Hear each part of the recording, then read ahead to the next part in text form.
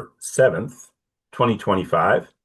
And we have a great town hall for you. We have a surprise special guest that should be joining us in a little while. I think everybody will be very excited by the appearance of our surprise guest who earned headlines across the country and the world over this past week. And since it's a surprise guest, I will keep that as a surprise for the audience until our surprise guest joins us. And we'll hear from her at the near the, well, 15 minutes after the hour or so. And after that, we're going to be joined by another of our Progressive Democrats of America endorsed congressional candidates, and that is Dylan Blaha will be joining us. And he is running in Illinois' 13th against an incumbent centrist Democrat.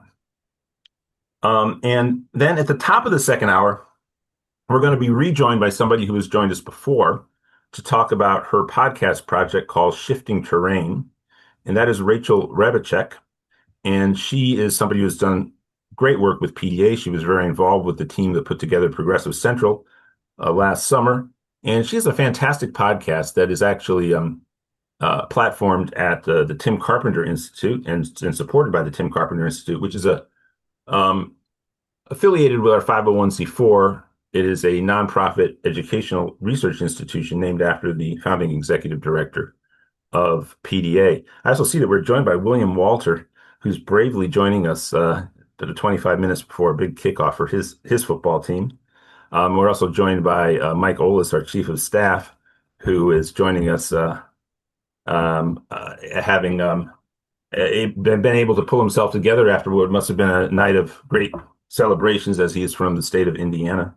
And the Indiana basketball team, the basketball team won the Big Ten football championship. That's all I can process for Indiana football. Okay, and We're a football school now. So congratulations on that, Mike. And by the way, on all this talk of sports, if people don't know this about me, humble me, I came out of college. I did write 4 books on the history of American sports, 2 on basketball, 1 on college basketball, 1 on professional basketball, the NBA. And I wrote 2 books on baseball, actually 1 on a deep history of what's still referred to as the Negro Leagues. That took a lot of research. And another one on, popular Major League Baseball players from the 20th century. And I've done a number of sports projects, and I'm going to continue working on the project I do every 4 years, which is a radical sports project called the People's Game. That revives every 4 years for the Men's World Cup soccer tournament, which of course is coming here. And if people didn't notice this week, Donald Trump was given an award by FIFA, the extremely corrupt governing body of global soccer. And they are involved in this sort of like international show of appeasement to Donald Trump that you see every time Donald Trump appears with one of his members from his administration, and the obsequious support that he receives lampooned so beautifully on South Park. Well, FIFA has really sort of taken the crown for this by actually creating an international peace award to placate Trump because he didn't get the Nobel Peace Prize. So this past week, he was awarded the FIFA Peace Prize, the first time that prize has ever been introduced. And so we'll have a lot of fun with the politics of sports at PDA next summer. This is the largest actually collective spectacle in the world, the Men's World Cup soccer tournament.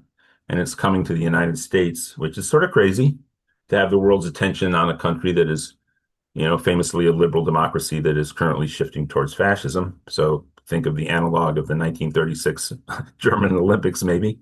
And it'll be interesting to see what the politics of that are as we go forward. So I apologize for all the sports references on the top of these Sunday town halls. They tend to come in during World Series and NFL season. And some of our favorite teams are doing very well this year, Donna Smith. So we'll hear from Donna in a couple moments. But this week, along with learning about Dylan's campaign and hearing from our surprise guest, and then learning more about this great podcast. And Rachel's podcast, Shifting Terrain, is about the dearth of working class candidates who run for higher office in American politics, with a particular focus on the Democratic Party. I mean, I don't know if people know, but there have been studies done, and as low as like 2% of candidates for higher Democratic office could be categorized as working class. And that I think is like people running for state legislature, state assembly, governor, House, U.S. Senate, and the presidency. And of course, the majority of the population, or at least a plurality of the population, sociologists would categorize in the United States as working class. And so Rachel is introducing her second series this week of Shifting Terrain, and she'll be on to talk about that at the top of the second hour. Now, interspersed across the first hour, and then when we take questions at any point throughout the town hall from our audience, I'll also be talking about a big event that we're throwing here in Los Angeles on Thursday. And I believe Mike Fox, we have the link for that ready to go, and people can sign up. And it's taking place.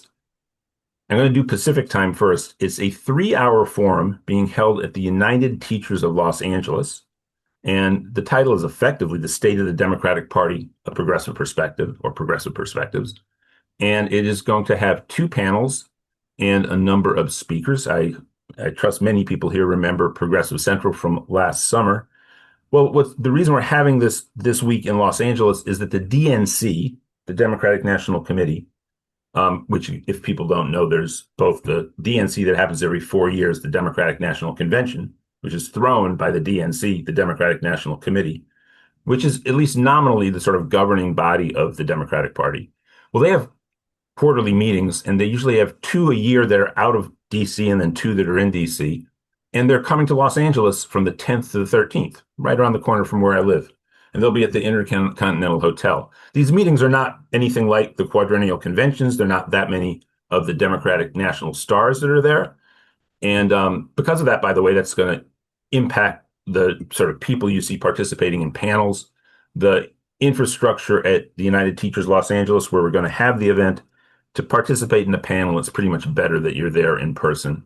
So we don't really have the capacity to have somebody join a panel live for the audience remotely. So we'll be hearing from people through pre-recorded videos and non-participation in panels, in other words, live appearances with dialogues with myself.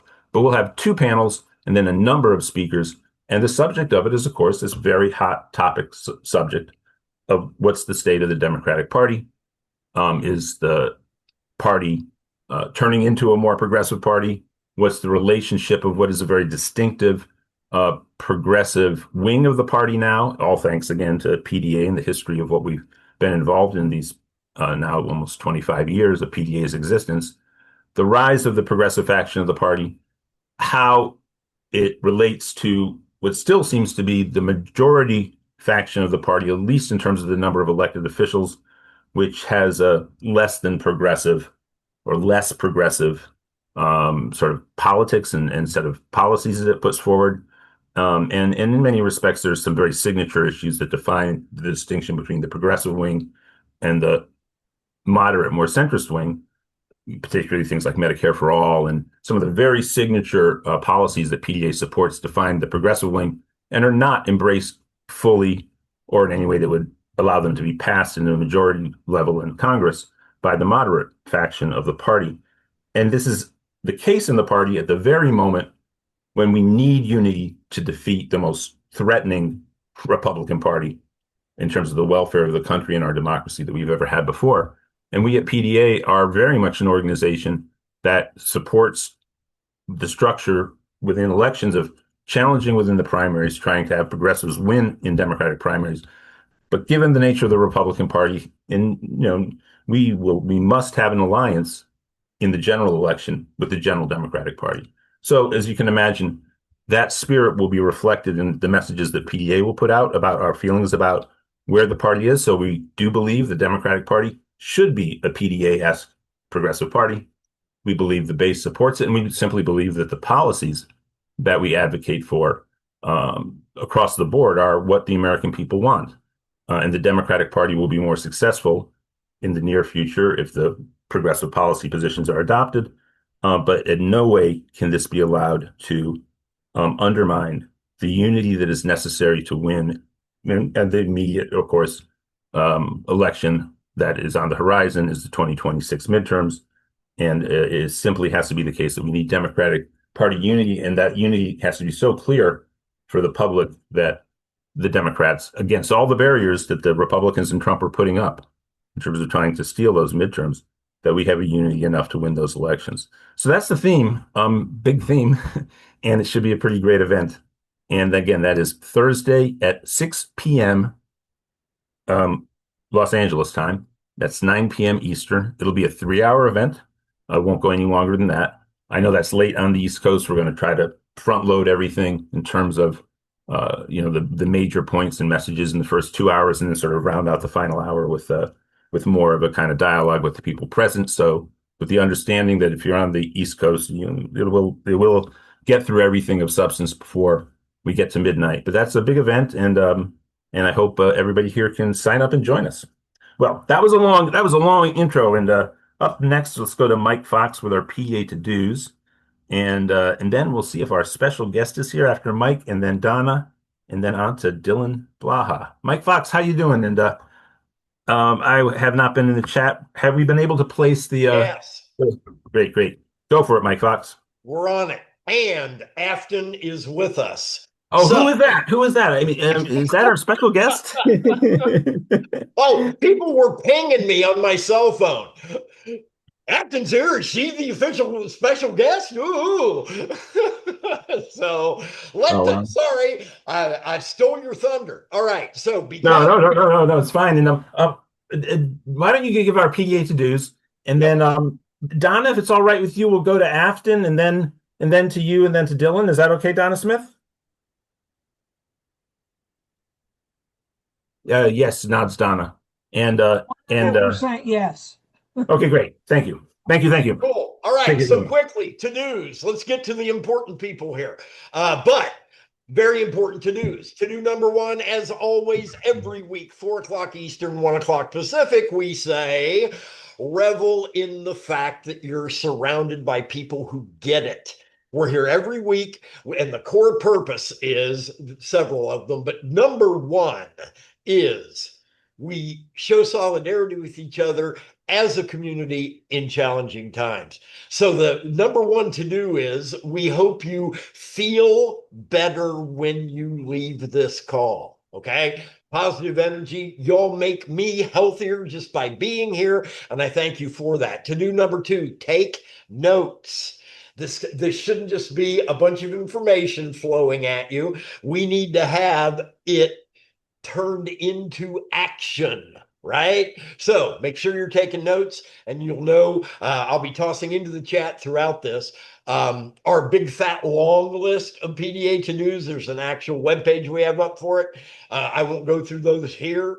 That's what we focus on normally on those Thursday night calls. This time around, it's going to be the special event from LA, but Thursday nights, 9 o'clock Eastern, 6 o'clock Pacific, our doers call, okay? So time and treasure. Number one, phone bank. We're going to be pushing really hard out in LA to make sure that event is absolutely packed and rocking. And we've got a couple other projects as well. So go to pdamerica.org/volunteer, jump on for an hour. You're talking to fellow PDA people, easiest calls in the world, okay? And then lastly, that's time, then treasure.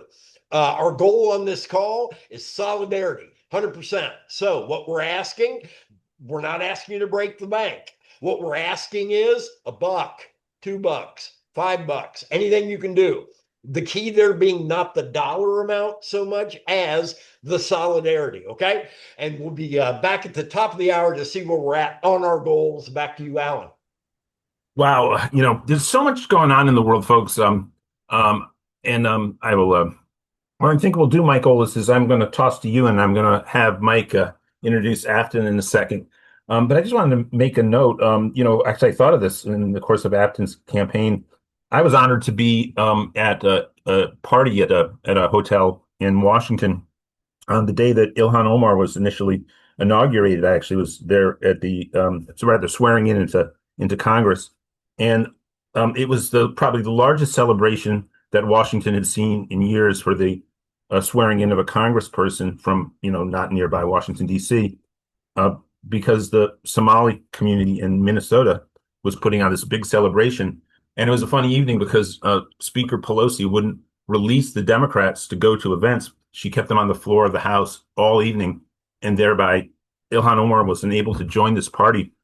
But I was at this event with the most incredibly beautiful community from Minnesota, who I'd never been of course, an involvement event, which was probably, I don't know, six to two-thirds of the people, three-quarters of the people were from the Twin City Somali community. And it was so unbelievably beautiful. And that has been so resonating with me in my mind this past week because we are it's such a signature moment in our history where this kind of brutal ugliness and racism can occur towards the community. They've had that really beautiful experience. And of course, Ilhan Omar is a great progressive member of Congress that we worked so closely with. And I thought of her a lot because, and I'll get to you in a second, Mike and Afton. But among other things, with what we do at PDA, I've been involved this week with in drafting legislation with a great progressive office, Representative Jamie Raskin's office, on a couple of bills that PDA is leading on that should be, our 501c4 is leading on that should be, introduced into Congress in the coming months. And it's a process that's very exciting. And I've worked with a number of offices. And the first bill I ever, as the executive director, was involved in working on that was introduced was the initial universal student debt cancellation bill. People may not remember, but in 2016, Bernie Sanders did not endorse universal student debt cancellation. And it took Ilhan Omar coming into Congress to be the first member of the House to introduce a bill. So, I think that the progressive wing of the party has so many great leaders. And of course, that's going to be a big theme that I'll be highlighting in the next week as this DNC meeting was coming to LA. And Afton Bain, wow, is just such a superstar. And, so many people spoke to me across election night and into the next day when the results became apparent about how they felt that the person who they had learned about in the previous few days from across the country, and they had found themselves following this election so closely, they really thought that they were coming in contact with somebody who's going to be a leading voice in American politics for the foreseeable future. So we are so proud for the work we've done with Afton Bain. But to introduce Afton Bain, let's go to our PDA Chief of Staff, who was in Nashville, Tennessee on Tuesday night, Mike Olis.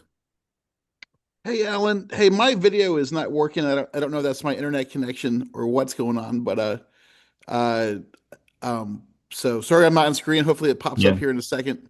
Yeah. But it is I've been smiling all week because Monday night up here in Indianapolis, we had a big snowstorm come through. Got up Tuesday morning, made it to Nashville as quickly as I could, about 4 hours south of me, and just saw what it looks like when the progressive movement comes together, takes charge of the Democratic Party, and just builds a campaign that can really change the world and change your politics. And so I showed up in Nashville and went straight to a door knocking event, and I ran into Afton Bain for Congress herself as we were getting ready to make the last door knocking shift, and just an amazing day. And you had to be there in Nashville when there was 1,000 people, maybe 2,000 people in the room. Just the biggest crowd I've ever seen for a sort of a political after party, and people were united and excited. And then Afton Bain shows up in a Dolly Parton outfit from the 70s. It was just an awesome thing. Go to our Facebook, watch the speech. It's an amazing speech. I live streamed it to our national audience right in front of Afton as she's giving the speech on Tuesday night. But we were there, and at one point during the night, we were up with 42% of the vote counted, and we had done our early vote had beaten the Republicans, and so that was an exciting moment and just a transformative race. I'm going to stop talking though, and I know Afton is with us right now. And Afton, thanks for joining us for a couple minutes. Yeah, excited to be here. First, I want to say thank you so much to PDA for not only your support during the general, but during the primary. You all are my ride or dies, and ask and I will show up whenever I'm available, because that's how grateful I am to you all. So unfortunately, we didn't win. However, I'll just kind of give you the state of play. So we were 2 points down in mid-November before Thanksgiving, and the Republicans had an internal poll showing the same thing. And so they spent another $3 million during Thanksgiving week when everyone was watching TV and on the couch. And there's really probably nothing. I mean, we were outspent, but not outworked. We knocked a collective 70,000 doors via the coordinated effort. The IEs knocked 110,000 doors. It was the most well oiled machine I've seen in Tennessee politics. We had a wonderful working relationship with the county parties, with the state parties. We could collaborate with the IEs, but they were doing their own thing. And folks across the political spectrum came together. I mean, it was truly a remarkable moment, and we ended up coming within 8 points. So we shifted the district, well, 8.9, shifted the district around 13 points, which, if you think about Tennessee, it's a state that hasn't had any national investment since 2018 when Phil Bredesen lost. It's a state that obviously was gerrymandered. They cut up Nashville into 3 congressional districts, which is what they're trying to do across the country right now. And we were outspent, but like I said, we weren't outworked, and we forced them having to spend millions of dollars in the last minute kind of Hail Mary, where this should have been a very lockdown district for them, a plus 22 district. And what Mike's referencing, so Fox News made it this whole thing that I hated country music. And so I decided to stick it to him. So I wore a full-blown nudie suit, which for those of you who don't know is like the quintessential country western suit. And then came out singing 9 to 5 by Dolly Parton. And, even though we lost, I think the sentiment was shared that folks for the first time felt hope in a really long time. And so I don't know how you all felt the race across the country, but for those of us in Tennessee, it finally felt like there's a little bit of hope here. Hey, Aston, I got to say this. I was spent the morning with my family for a extended family Christmas celebration. And my mom goes, "Oh, is that the gal who hates Nashville?"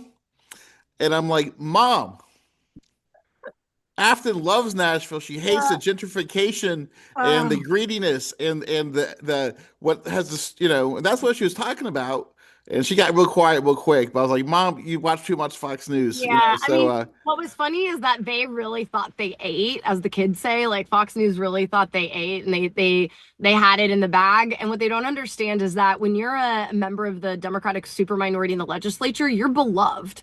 And so I have now won probably 5 or 6 races in Nashville and Davidson County. And it's just so funny to me that they thought they were going to be able to dampen turnout in Nashville. But we ended up surpassing presidential numbers in every single county, which is incredible. And some of the most rural counties, we increased margins double digits. So it is a testament to not only losing less in rural communities, but what it means to be a progressive candidate and to mobilize your base in order to turn out. And I hope you all are feeling a little bit of hopium, as the kids say. Go ahead, Mike. No, go ahead, Mike, please. Oh no, just what I saw on the ground. I was in Williamson County doing the last shift of door knocking, and they went over to a library to talk to voters. And I was out in some pretty posh territory, Leper's Fork, and there were signs that people were ready to vote. And so I guess as you talk about the lack of national investment, and how we really move the needle in rural counties and even suburban counties, right? Like you set the standard, and now we just got to make another one strong, authentic, powerful push. And I think that what we could have found those, if we had a little bit more time, we could find those votes to win. Yeah, and if I may, Afton, can we contact you in the next few days and maybe see if you can send a little message to young progressives at the DNC? We'll get in touch with you no later than Tuesday morning, maybe record something. The event that we're putting on, as I maybe mentioned, if you heard my somewhat awkward prelude, in the United Teachers of Los Angeles is beautiful building, but their facility, it's going to be easier to play pre-records rather than bringing people live into that space. So if we can just do a quick pre-record, the world would love to hear from you. And just like Donna, I'm actually going to see if Donna maybe has a quick question for you, because Donna's obviously sort of a official, unofficial co-host of these podcasts on Sunday. And so she's next on cue. But I was at an event, the labor unions in Los Angeles, a big event. In fact, somebody who we had as a guest recently, unfortunately, he's organized these great nonviolent civil disobedience trainings through the labor movement across the country in relationship to all that's going on in the society. And he passed away. So it was honoring Kent Long people. And people knew that PDA had been supporting your candidacy, and people just flocked to me to say how much they loved you, just loved you, and just thought you were, a fantastic candidate and looked like the type of person who would really be a beacon to draw people into, our progressive movement, into the Democratic Party. So You are loved out here in Southern California, and we'll be in touch over the next few days about recording that video. And Donna Smith, word for Afton. Afton, I'm sorry you lost, but wow, what an infusion of great energy for young people. I'd be remiss. I'm seeing in the chat people asking, what are you thinking about next, Afton? I have to ask it because people are asking it. What are you thinking about? Oh man. I mean, as I've communicated to you all, I only run for seats because I need them to organize in. And so I'm trying to think about how do I build power. This race really took a toll on me just because the entire Republican apparatus was breathing down my neck and fixated on, I believe Fox News had a ticker about me every 30 minutes. And it was a lot, but I woke up, I kind of jumped out of bed on Thursday, thinking about the 1,000 new volunteers we had joined our campaign that never knocked a door before in their lifetime. And so now I'm thinking about how do I onboard them to legislative advocacy in the Tennessee legislature? How do I onboard them, how to provide political education, and then how do I onboard them to campaigns for 2026? So I'm always thinking about the ladder of engagement, with which if you're an organizer, you totally get it. So we'll see. Whatever I think, race I can run that either can impact my state or federally in terms of policy, or I can, build power in terms of building the bench, then I think that's what my goal will be. But I don't know yet. I'm just I finally got out of the doldrums. But no, I just want to say thank you to each and every one of you that either donated or called. I think what at least this race did was not only provide hope to folks, but it also, I think, enhanced the permission structure for progressive candidates to run in deep red districts. I think obviously the punditry online, resorts to this moderate versus progressive candidate and who would have been better suited for this race. But in reality, especially when you live in places like the South and you live in gerrymandered districts, you have to have a candidate that can mobilize an electorate. And you will be the first to hear it. We've done the election analysis, and there are Trump Bane voters, which is kind of wild. Good, thank you. And, I think one thing that people sometimes forget is that our candidates are human beings. And while Afton is a class act and she's here and she's talking to us, it damn well hurts to lose, because nobody runs a campaign like they're going to lose it. They run like they're going to win it. And so I know where you're at. I'm sorry for that pain you're going through, but thank you for being the class act and being with us today. Oh, yeah. Exactly the sentiment that Donna just shared. Yes, as you can imagine, we work very closely with a number of candidates across the country, and everybody has their own personal relationships to whatever the results are. And thank you so much for joining us, and thank you so much for. I mean, your spirit is so powerful and vibrant and beautiful this morning. Well, it's early here. It's later out there. and it's so great to see you. And thank you for everything. And just the beginning of what we all hope is a long working relationship as we work to really improve the lives of working people across the country and in Central Tennessee. So thank you so much. So grateful to each and every one of you. Please let me know if you're in Nashville. I'll take you out to Broadway to show you that I really do love my city. But best of luck and thanks for everything. And I'll see you when I see you. See you soon. Talk to you in the next 3 days. Okay. Thanks. Okay, Thank you. Thanks. Bye bye. Oh, wow. I mean, what I just expressed, obviously, to the maximum. I mean, the experience I had on Thursday night at this large event, held at a very large hotel, the type of a hotel ballroom that people would have seen over the past decades, because they have award ceremonies back in the day at these ballrooms in Los Angeles hotels. And I mean, people just loved Afton. They were about as enthusiastic for her candidacy as anything I had witnessed my whole time here, or really across my whole adulthood in American politics. She really struck a nerve with progressives, and certainly in Southern California, and I imagine around the country. So wow. And thank you, Mike Olis. And thank you, Donna Smith. Donna, just quickly before we go to Dylan Blaha, who's running in the Illinois 13th district, any further thoughts in your orange? I want to hear from Dylan. Illinois is my home state, and right. We who lived in Chicago sometimes looked at the rest of the state like, But we learned as we had people go to the University of Illinois and to Illinois Wesleyan, Illinois State University, and other places. Illinois is a beautiful state, so I want to hear from Dylan. I'm excited to hear from Dylan, and I'm also excited to hear from our podcaster later too. Oh, yeah, that'll be great. And Rachel Rybaczuk will be up in the top of the second hour. And I do know that we also have David Palmer here. And that after we hear from Dylan, David, who ran in the district previously, who has now endorsed Dylan, will be joining us to have a dialogue with Dylan. And first of all, Dylan, thank you for your patience. We sort of had you scheduled, but per our experience with candidates who go through the experience of, especially in close elections, one never knows how they're going to respond and if they need days away just to recover. So, we thought maybe Afton would join us. We didn't know. It was per her initiative that she did. And we were so excited. Thank you for your patience. But Dylan Blaha, tell us about yourself. Tell us why you were running for Congress. Why are you doing so as a progressive against a moderate incumbent? And they have the various charts you can find about people's voting records and where people fall on the progressive or less progressive wing of the Democratic Party. And the incumbent you're running against is quite to the right wing or center of the Democratic Party.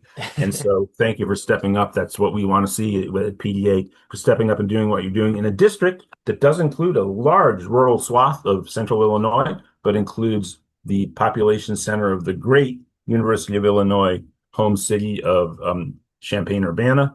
And then it sort of winds its way down, so it gets all the way to East St. Louis, right? Yeah. I think that's the district. So thank you, and welcome, and tell us about yourself, Dylan Blaha. Yeah, you guys can hear me okay? Oh, yeah, we can hear you. Okay, perfect. Well, yeah, so my name's Dylan Blaha. I'm a pro-peace U.S. Army veteran and former cancer research scientist running for Congress in Illinois' 13th district. And yeah, it's super gerrymandered. It's kind of, Nikki won it by 16 points last election, so it's actually safer than a lot of blue seats in other parts of Illinois, which is kind of crazy to think about. But yeah, I'm challenging a conservative corporate Democrat who's voted against our immigrant populations, who's voted against our LGBTQ plus communities, and continues to arm Israel's genocide in Gaza. So I've served for over 13 years in the Illinois National Guard. Some of you might have heard of me because of some articles that were written about me as far as refusing to deploy to Chicago with Trump's attacks on our and threats on our communities. I deployed to places like Afghanistan, and I served in Germany for 3 years, helping Ukraine after they were invaded by Russia. And then, yeah, I worked at the University of Illinois as a cancer research scientist.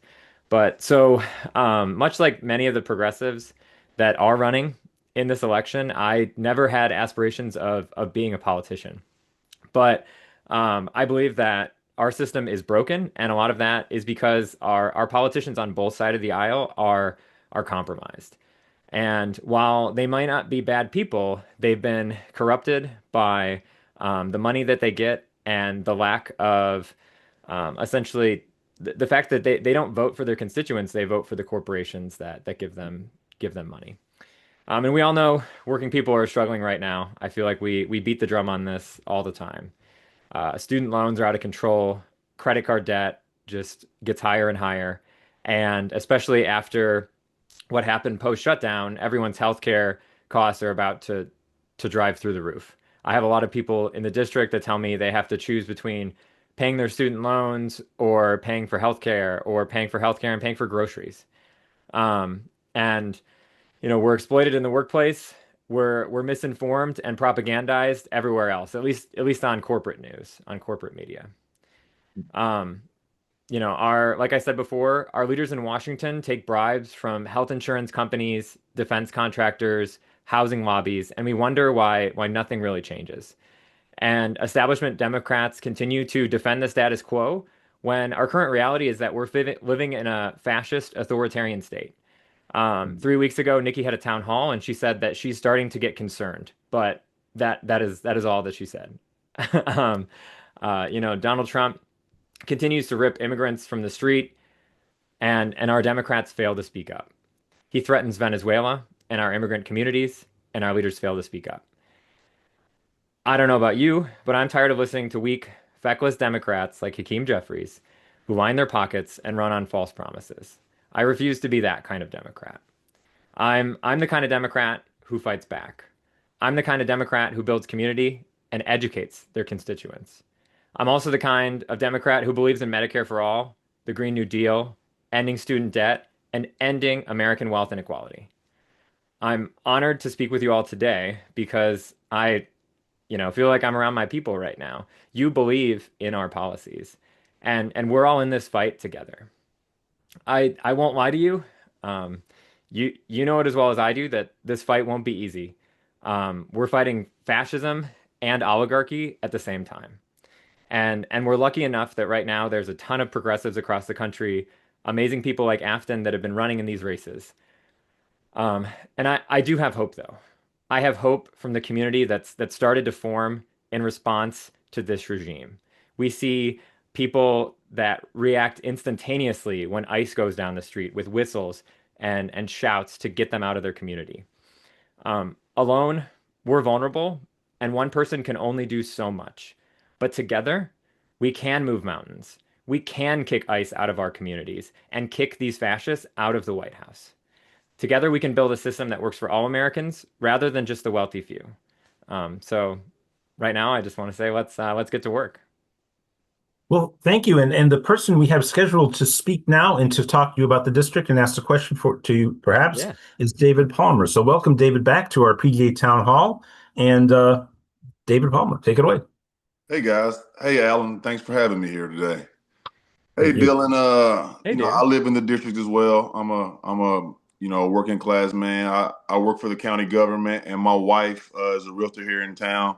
And I just like to know, why are Illinoisans bearing the cost of these, big tech companies and the utility bills going up so high? Why are everyday Illinoisans bearing that cost? And do you have, something in your platform that kind of addresses that and just, the affordability crisis that's going on currently in America? Yep. So things like AI and the data centers are something that's of great importance to me.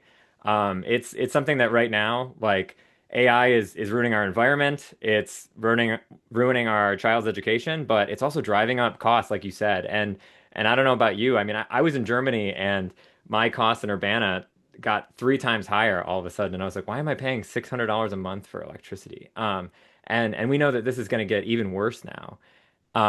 So it is something that's very important in my policies and something that I believe is one of the first bills that I want to pass as far as making sure that we put big tech in check and we stop the advancement of AI until we can do it safely. But it's one of those things that I worry that the advancement of AI is going to come at the cost of humanity. It's taking our jobs, it's driving up our energy prices, and it's something that we need to fight back at every step. So it's hugely important to me. And I think like, as progressive leaders, we say stuff like we want to build more affordable housing, and I want to do that. But another thing I want to do is I want to make sure that private equity is out of housing altogether and things like that. We need to fix these systemic problems because it's one thing to do Medicare for all and affordable housing, but we also need to fix those systemic problems as well.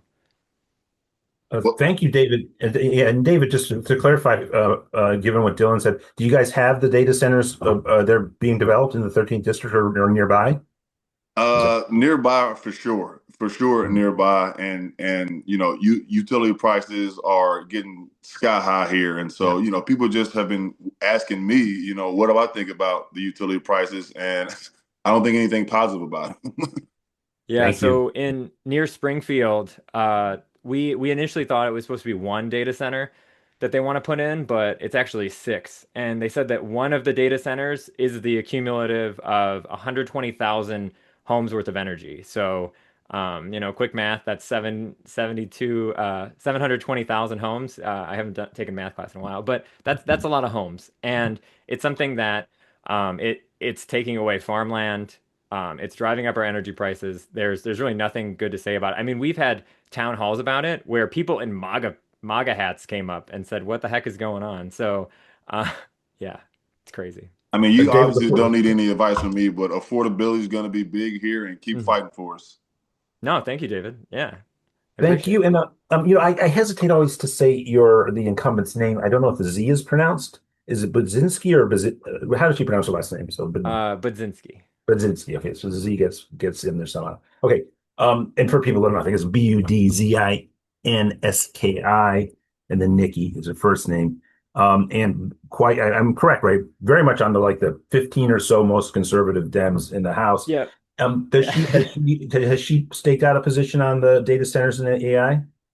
Yeah, she's for the data centers because she believes they will bring in jobs. The unfortunate thing is that when you actually look at the math, not really. They will bring in some crews to do construction for a short amount of time, and that's about it. To actually run the data center doesn't really involve that many people. So, it's one of those. But I do think that it does bring up a point, is that we need good jobs in the district with great wages and great benefits. And so, we see a need and we need to fill it in other ways. And I do think that's one of the failures in messaging of the Green New Deal is we really need to be on the approach of hey, this will create millions of jobs across the country. And if we start transitioning to clean energy, we can also have great lasting jobs in our district. This is an announcement for the general PDA family, but because this is a new coalition that we just joined with, but you feel free to look it up yourself, Dylan. So I had a meeting with the leadership from an organization called Future of Life, and there was a guy, a scientist named Henton, who had a dialogue with Bernie Sanders at Georgetown about AI about 2 weeks ago, and he's coordinated with them. They've led the lead. They produced the leading international petition, signed on. Of course, they note the celebrities and famous people who all signed on, calling for the regulation of AI, and some very prominent technologists, as it were, and people who've worked in digital scientists and have a big reputation. So they're the dissenters against the oligarchs. So we're coordinated with them. And given the difference between yourself and the incumbent, I think I'll make sure to mention your candidacy to them. And no, thank you. It's one thing I don't bring up a lot, but yeah, I mean, a lot of corporations have their hands in Nikki's wallet. She has an A+ rating on crypto, the same as Donald Trump. So I think she's taken about 600,000 from them in the last year. Yeah, and if people don't know, while sometimes it does, there are a few progressives who have a different position than we do on crypto, which I imagine harmonizes with yours. And there may even be some on AI. And of course, AI in its position in our society and economy is already a somewhat sensitive thing because almost all economic analysts believe we have this inflated stock bubble because of the AI investments. So, we want to regulate this stuff and then also put the brakes on it too, because you mentioned the way that it's doesn't produce a lot of jobs. Of course, the horizons of what AI will generate could destroy tons of jobs. It's a compound wound for working people as it develops. And it needs to be understood before it goes forward. And of course, if people don't know, because we haven't really handled it on a town hall yet as a subject, Donald Trump is supporting legislation that will outlaw any state, let alone the federal government, putting any regulations on AI, all the excuse being that we'll lose the race to produce AI to China. And again, if people don't know who are on the call, AI is this thing which is in the next sort of level and plane of digital technology. And yes, it is about artificial intelligence. And yes, people sincerely worry that this could be very much an existential danger to humanity because the software can get out of control and could get to a level of intelligence where we could not contain its actions. And there are worries about that are sincere worries. Yeah, but that's great. So I'll in time also, by the way, it's a good point to bring up. When is the primary? When is the primaries coming up? Yeah, so the primary is March 17th. And so we definitely need, more volunteers. The more volunteers, the better as we knock doors and phone bank. You can check us out at dylanforillinois.com. If you want to shoot me a question, you can do it in the contact form or shoot me an email at hello@dylanforillinois.com. But yeah, we'd love to have you on the team. Okay, and William Walter's going to have the next question. He is on the steering committee of Young Progressive Democrats of America. He's also coming out to Los Angeles, and I'll see him in a couple of days for the DNC meeting. And everybody else and staff members, let's allow people to raise their hand and ask a question of Dylan. So let's take a stack of people who raised their hand. And William, you're up, and a PDAer just called me. I'm going to just bring them back while you're talking to Dylan. Hi, Dylan. So I am going to continue, I guess, the data center question because I'm in Wisconsin, your neighbor to the north. And for anybody on the call who might have seen a video that went a little viral earlier this week from Port Washington, Wisconsin, where a woman was attacked by the Port Washington police and dragged out of a common council meeting. That meeting was around data centers popping up in and around Wisconsin. Obviously, they want access to our fresh water. This is the largest source of fresh water in the world. It makes sense why they want to come here. But this community, their elected officials voted unanimously to push the project forward. The community is, of course, absolutely furious. They made it very clear at numerous common council meetings that nobody was in support of this. At this meeting last Tuesday, the only individual who spoke at an overflow crowd in support of the data centers was the tech consultant working with the data center company. So what are you hearing from voters on the ground? This is something in my experience that, the data center issues, it really crosses, it's in a lot of ways redefining the political spectrum, because this really is a rich versus the rest of us type issue. I have had so many conservatives that I know, particularly young people, who have said, like, no, we don't want these massive multinational corporate conglomerates coming into our communities, hoarding our data, stealing our water, and jacking up the cost of energy. Also, they can train AI to eventually replace our jobs. Do you think there's potentially an avenue here to build a broad coalition against oligarchy, more so than a right versus left lens? And how do you think you're going to be able to leverage a corporate Democrat like your opponent against your belief on the AI data center issues?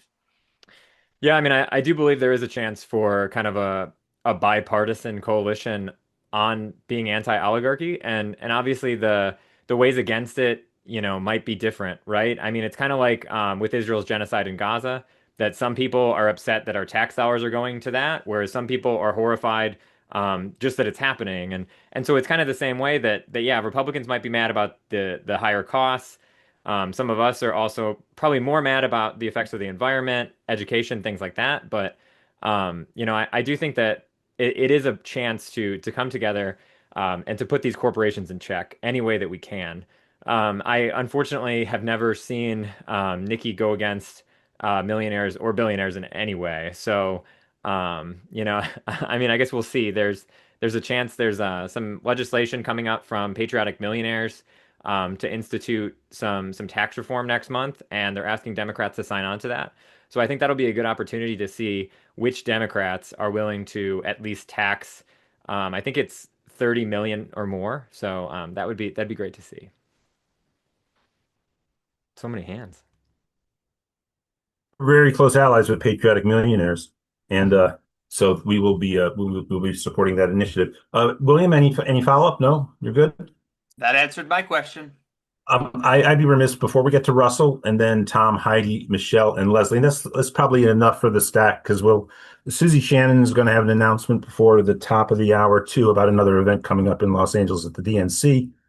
So maybe you're right at the top of the hour, so we have enough time with Dylan here. But Dylan, I'd be remiss since you're a veteran your thoughts on the saber rattling and worse, because obviously there's been cold-blooded murder involved and what's transpiring with Donald Trump. And Hegseth and everybody poisoning us for war against Venezuela. Venezuela. Yeah. Yeah. It's one of those things that Donald Trump has been doing things out in the open that I think have been going on for a while. We see it like big tech being in the front row at the inauguration, and people finally opening our eyes to oligarchy. I think this is an opportunity that it opens our eyes to the fact that a lot of our wars are for corporate interests like oil, when we look at Iraq and what happened in 2003. So, no, I think it's 100% for oil. And it's something that I don't believe that we are at war with Venezuela, clearly. And so I believe that every attack that they've had on every one of those boats is just straight up murder. And because there was no due process, there was no way that they actually know. And I don't know. I think a lot of what they're doing, there's two different things going on right now. There's that white Christian nationalist movement, and there's also the fact that Donald Trump and his cronies also just love to enrich themselves all the time. And so it's a little bit of both of that, and distracting from things like the Epstein files that continue to come up. But yeah, no, I mean, I've heard, not not in public, because a lot of people don't like to necessarily speak out like I do, but I've heard from a lot of soldiers on active duty, National Guard Reserve, that they just don't really know what's going on right now. They don't understand it, and they're definitely afraid. They don't want to follow an unlawful order. But there is just kind of a culture of fear in the military to not speak up, to not talk about politics. And I think that's kind of what Hegseth has taken advantage of. Yeah, wow. It is very, very frightening. And for what it's worth, people may have missed this, but every administration puts out in the course of their 4-year term a national security statement, and they release theirs. And the guy, his last name is Anton, who apparently was the primary author.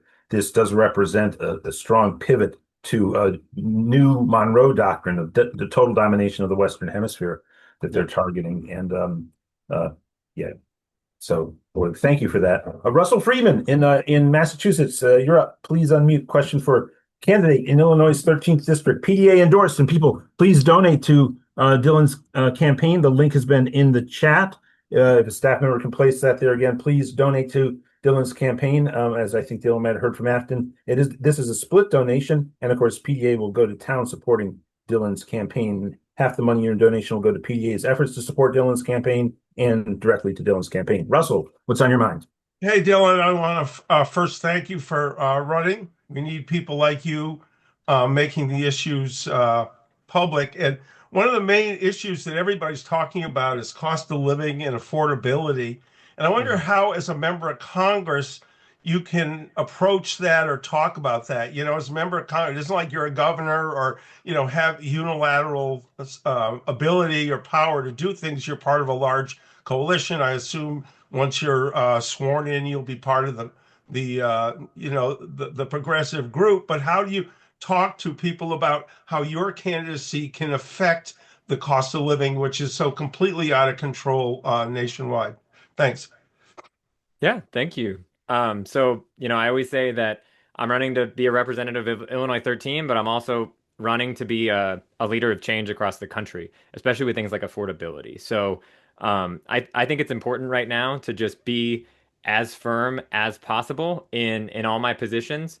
So, when it goes to, ideally a Medicare for all solution, but when I'm in office, I want to make it so every Republican feels shame for the fact that they are hurting their constituents every day. I want to make it so they feel gross enough that they start going, all right, we're going to have to give in to some of these things, and not in 2028, but as soon as we get in office, because right now working people make up the base of both parties, and that is who we're going to target, and we're going to make sure that they know who is the real culprit. And I do think that one of the ways that I've said we need to fight back is by educating the public on what's really going on and by building community. And we do that by further investing in our education systems any way we can, and by investing in independent media and journalism that is actually willing to hold our government accountable. So those are all things that are very important. But like you said, I mean, nationally, it's going to be one issue at a time, and just trying to make sure that we pull the Democratic Party to the left and get united in our messaging. Thank you for that. And with the next person on stack is I would say an agrarian economist, an agricultural economist from up at the University of Wisconsin, Tom Kriegel. And Tom was somebody who read our proposal that we put forward with the Rural Urban Bridge Initiative called the Rural New Deal. And I don't know if you've had a chance to look at that.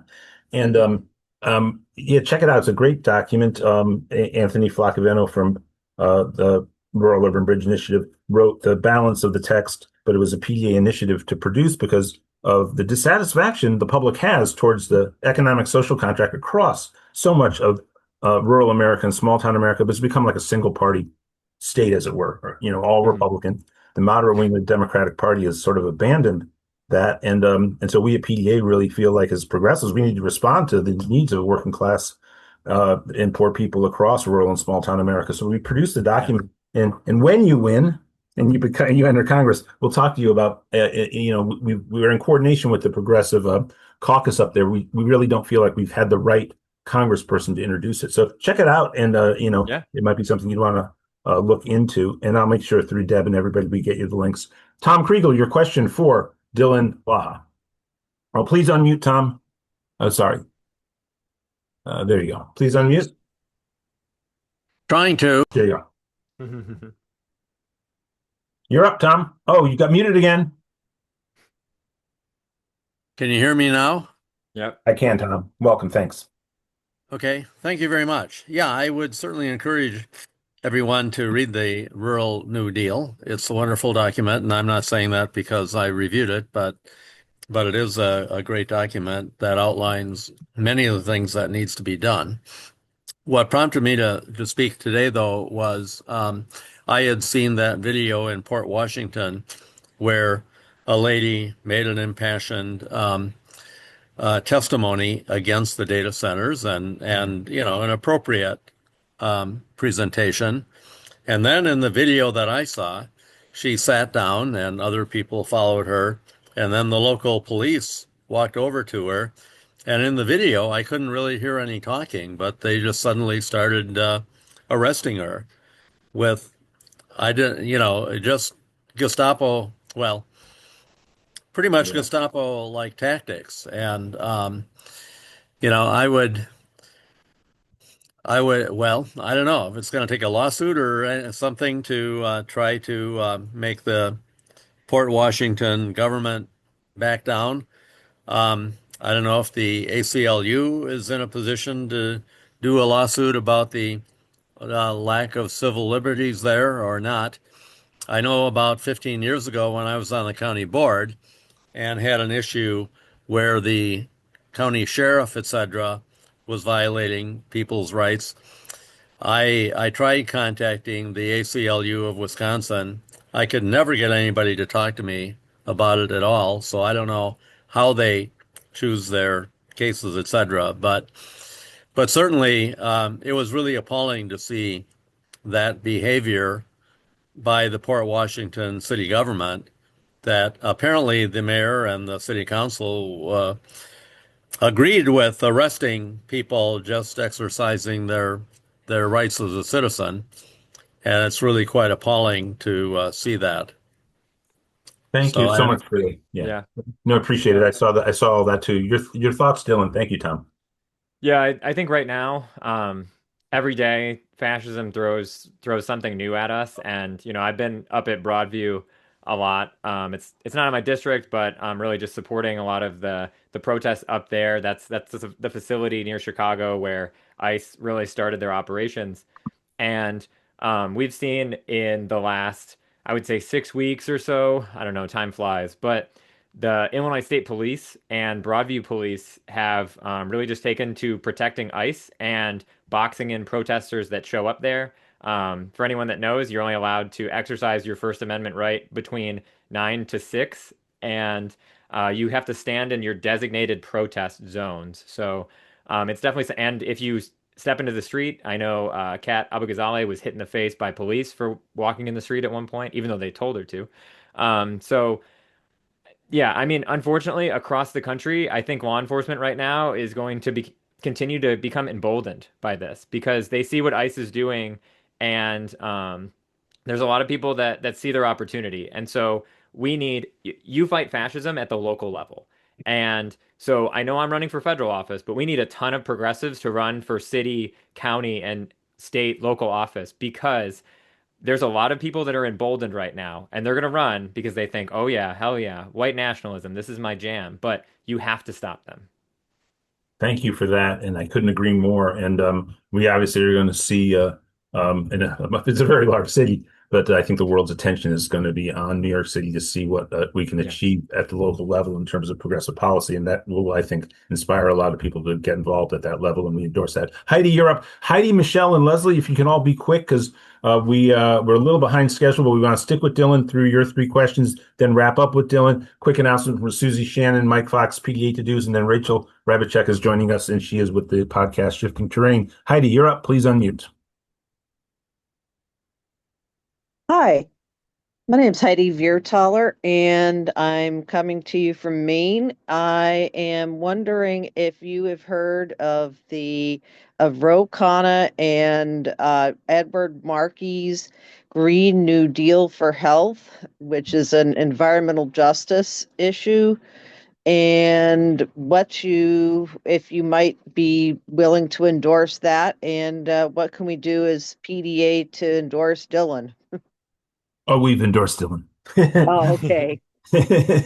Sorry. I Yes. didn't see it on his website. I'm sorry. Oh, it just happened in advance of this call, and yeah, we're definitely as an organization that really threw down in Afton's race, and of course the race is on November 4th, and with the craziness around the redistricting in so many states, this is a very unique season where we're really working extra time to get up to speed on who we endorse among the progressive candidates for 2026, and we are trying to bring forward the races that are earlier in the year. Remember, this is a national election, all 435 districts, but primaries get spread out from just about the time that you're up, Dylan, in one of the earlier primaries, all the way to September. The primaries as late as September. Yeah. So yeah, take it away, Dylan. That's crazy. Yeah, no, I would definitely love to. I'm not familiar with the Green New Deal for Health, but I'll definitely take a look at it. And I mean, that's something I could make a video statement endorsement, and just make sure that I think for a lot of these policies that have even been pushed through this term, not that they've necessarily gotten to the floor, but we really need to band together and make sure that we sign on to as many of these as possible to make sure that people know that when we get into office, we're going to impeach Donald Trump, and we're actually going to push these things through the House and the Senate, and then hopefully pressure Donald Trump to sign them, or whoever's in office after we impeach him. But yeah, we're going to update the website as soon as this call is over.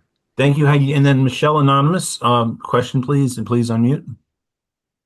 Please unmute, Michelle. Michelle Anonymous.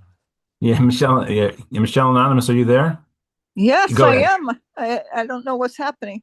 No, we can hear you. Go ahead. Oh, you can? Oh, okay. Dylan, you mentioned in your introduction that you did something in Ukraine. I didn't quite catch it. And I was just wondering what your take is on Ukraine and the situation there. Yep. So I served. I got to Europe. Yeah, I served in Germany from late 2021 to late 2024. So I helped. I'm a medical planner in the military, so I helped really try to work through a lot of their difficulties with just getting casualties rearward and treating them effectively. So I stand with Ukraine, and it's something that is incredibly important to me. I also acknowledge that we can't just keep throwing weapons at them forever. And so I do think there is a point where we're going to have to negotiate peace, ideally soon. But with that, it just needs to come with security assurances that this never happens again. And it's tough, right? I've met so many Ukrainians, throughout my time in Europe, and I know they don't want to give up any piece of their home, but at the same point, they also don't want their friends and neighbors to keep dying. So I think the best way is peace and security assurances, not just from the U.S., but from all of NATO. Leslie, please unmute. I think you're unmuted, so you're ready to go, Leslie. Okay, can you hear me? Yes, Yeah. we can. Okay, great. So I'm a member of Physicians for National Health Plan, which I'm sure you've heard of. Yep. Yeah. Their headquarters is in Chicago. Claudia Fagan would like to hear from you if just how strong your support for single payer is, and that's the strongest organization that they have contact with people in Congress. So I really appreciate that, keeping an eye on Dr. Oz and all the other clowns in healthcare. But to me, for progressives, we have to latch on to one issue that we can fight locally. And in Denver, fortunately, the police are a hell of a lot better than they are in 90% of the rest of the country. And our mayor is great. So our issue is to get the School of Public Health to support a study. We have to raise money for it. Anyway, so that's my advice: is people pick immigration, anyway. And I'm grateful that you're running. I never knew about you. My wife is from Springfield, and anyway, thanks, and I'll donate to you. And last question: what is the reaction of your fellow guardsmen when you refused to deploy? Great question. Some of them thought I was crazy, but ultimately, they stand by me, and a lot of people have said, "Yeah, Dylan, you said nothing wrong." So, the military is trying to come after me now and get me for different technicalities. They're trying to say that I violated the Hatch Act and different things, but I don't know. I mean, at this point, it's important to speak out, and I'm glad that I hope it's letting people know that they're not alone in their thoughts and feelings. I Well, have one. Oh, I have one final question. I think we have to wrap after that. Yeah. But I'm curious. One of the things that, of course, we saw with Afton's race is the Republican Party, and they certainly try to hang um, um, cancel culture, what they describe as like hyper wokeness, on any Democrat, but particularly somebody who says they're progressive. And what I think is at the heart of when people say they object to uh, a lot of times the language that was associated around DEI, it really is at the level of language and not at the level of supporting everyone's civil rights across the board. And I'm just wondering, as a candidate, if what your thought is, because obviously you're in a rural, you're obviously in a district that's blue, but yet also rural in central Illinois. And is that something that is your sense that progressives are particularly vulnerable to? I think we need to get as much information from the field as we possibly can. And how do you contend with Yeah. those issues? Yeah. Yeah.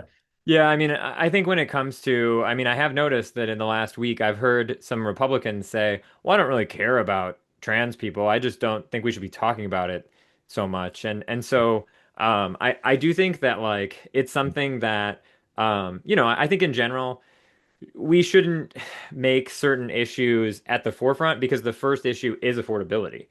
But, we need to have red lines. And those red lines are attacking human rights, attacking civil rights, and things like that.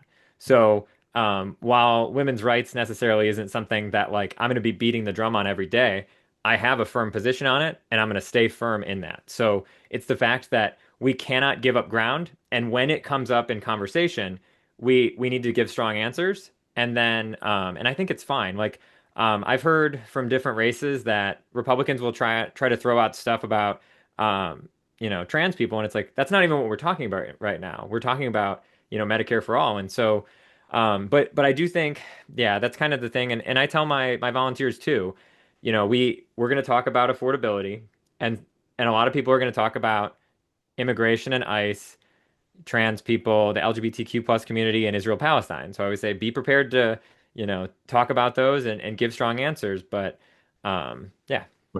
Right. Well, thank you so much. And well, I mean, just your final thoughts, and everybody, of course, check out the link in the chat again. Support Dylan's campaign however you can. And I know I probably speak for, I believe I would be speaking for everybody on this call. So very impressed with you. Thank you for standing up and running. And yeah, just we will be not only following your campaign, but supporting your campaign with all the resources that we have at our that we have in Central Illinois, and going forward and bringing your campaign, raising the profile nationally. So take it away with final thoughts, Dylan. Yeah, I mean, I'm just one dude, but it's people like you. It's all of us together that are building this movement and fighting back. And I think this is our opportunity. People are waking up to what's going on, and because Donald Trump is so overt, and it's giving us an opportunity to not just fight back against fascism, but oligarchy in general, and push forward for a better future than we've had in America for a very long time. So I'm just excited to be on this journey with you all, and excited to make big change. Thank you so much, and I'd be remiss if I didn't say I grew up in St. Louis, Missouri. So go Midwest progressives. Thank you so much for running, Dylan. Okay, take care. Thank you. You too. And that's Dylan Blaha, who's running in Illinois' 13th district that runs all the way from the banks of the Mississippi up to Champaign-Urbana, winding its way through central Illinois. Now, Susie Shannon is with us, and Susie Shannon is going to, obviously, Susie is going to be participating in our event on Thursday evening. But as always, during a DNC meeting, certainly when I'm present and whenever I can remotely, I will be participating in the Poverty Council, which, of course, Susie is the founding chair of and the current chair of the DNC Poverty Council. And I believe that is on Saturday. And Susie, Can we unmute Susie and Susie can give us Yeah, more? I'm unmuted. I've got it.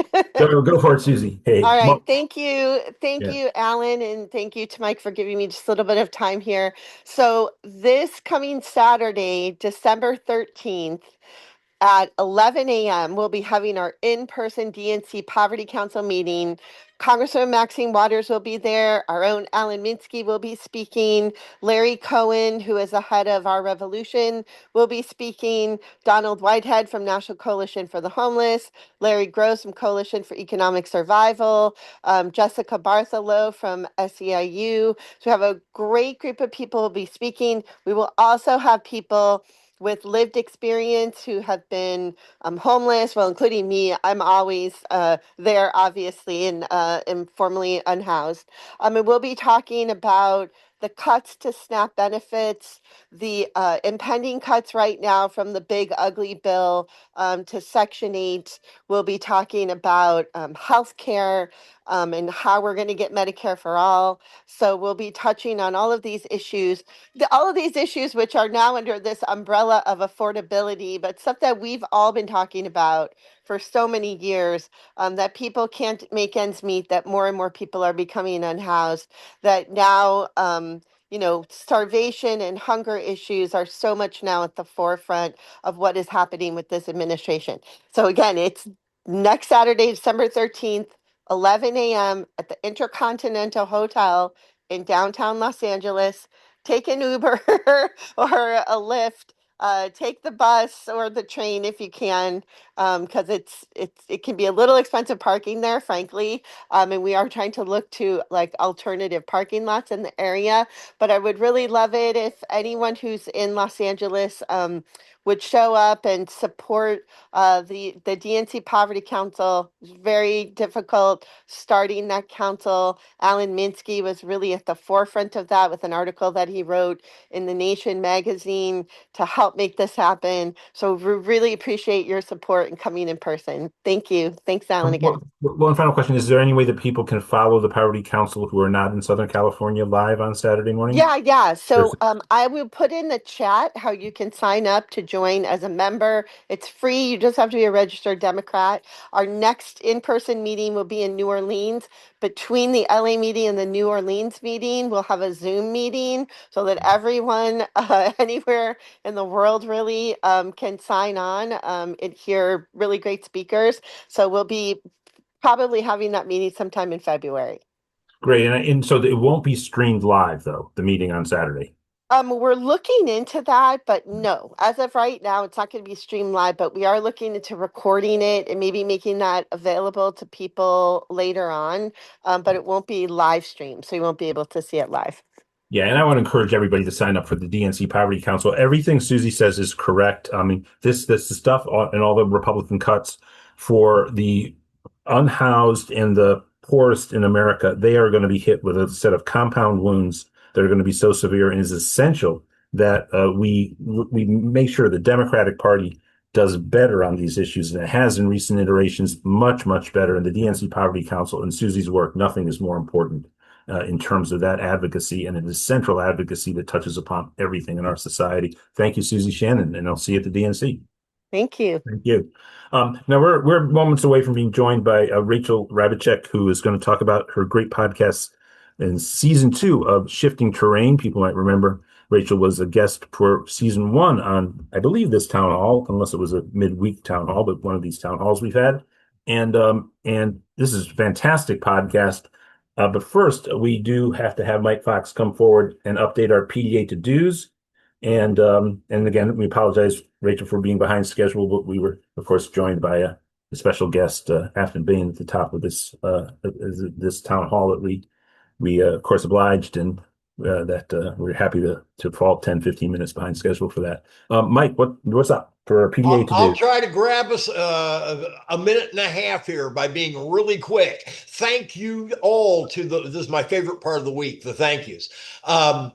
Thank you to the following people who have donated thus far today: Samuel, filmmaker Mary Ellen, Double Dippin', Bob, Gilda, Shirley, Russell Freeman up in Massachusetts. Thank you, Russell. Cheryl, Shirley again, Charles, Dr. Deutsch, double dipping Dr. Deutsch, and Michael. Dorothy, thank you for your more than kind $200. You absolutely rock. And phone banker Michael, Carla, Dr. Bill, phone banker Lois, phone banker Linda double dipping, phone banker Bo double dipping, phone banker Mary double dipping, Mark, Sam, phone banker Carl, Marie, Francesca, Darwin, thank you for your substantial donation, brother. And Jody and Lisa, phone banker Michael double dipping, Patricia, Daniel, Greg, Quincy, thank you, Kenneth, for your monthly donation, double dipping Aaron and Deborah, and phone banker Mary Ellen once again, twice in one show. Thank you. She's triple dipping. And thank you, phone banker Betsy and Faith. Jane Carol, phone banker Carol, and Jennifer, Cheryl, phone banker Mary, Neil, Michael, and Dr. Sonnenborn, Dr. Deutsch, and phone banker Beverly, and Michael, who starts us off each and every week. As always, you rock. We're short on our goal for phone bankers right now. I'll be dropping into the chat how you can pile on with us over the upcoming week. Let's make sure that that meeting is absolutely packed on Thursday. We have several other projects that are going on as well. You'll just be talking to PDA folks. It'll rock. Back to you, Alan.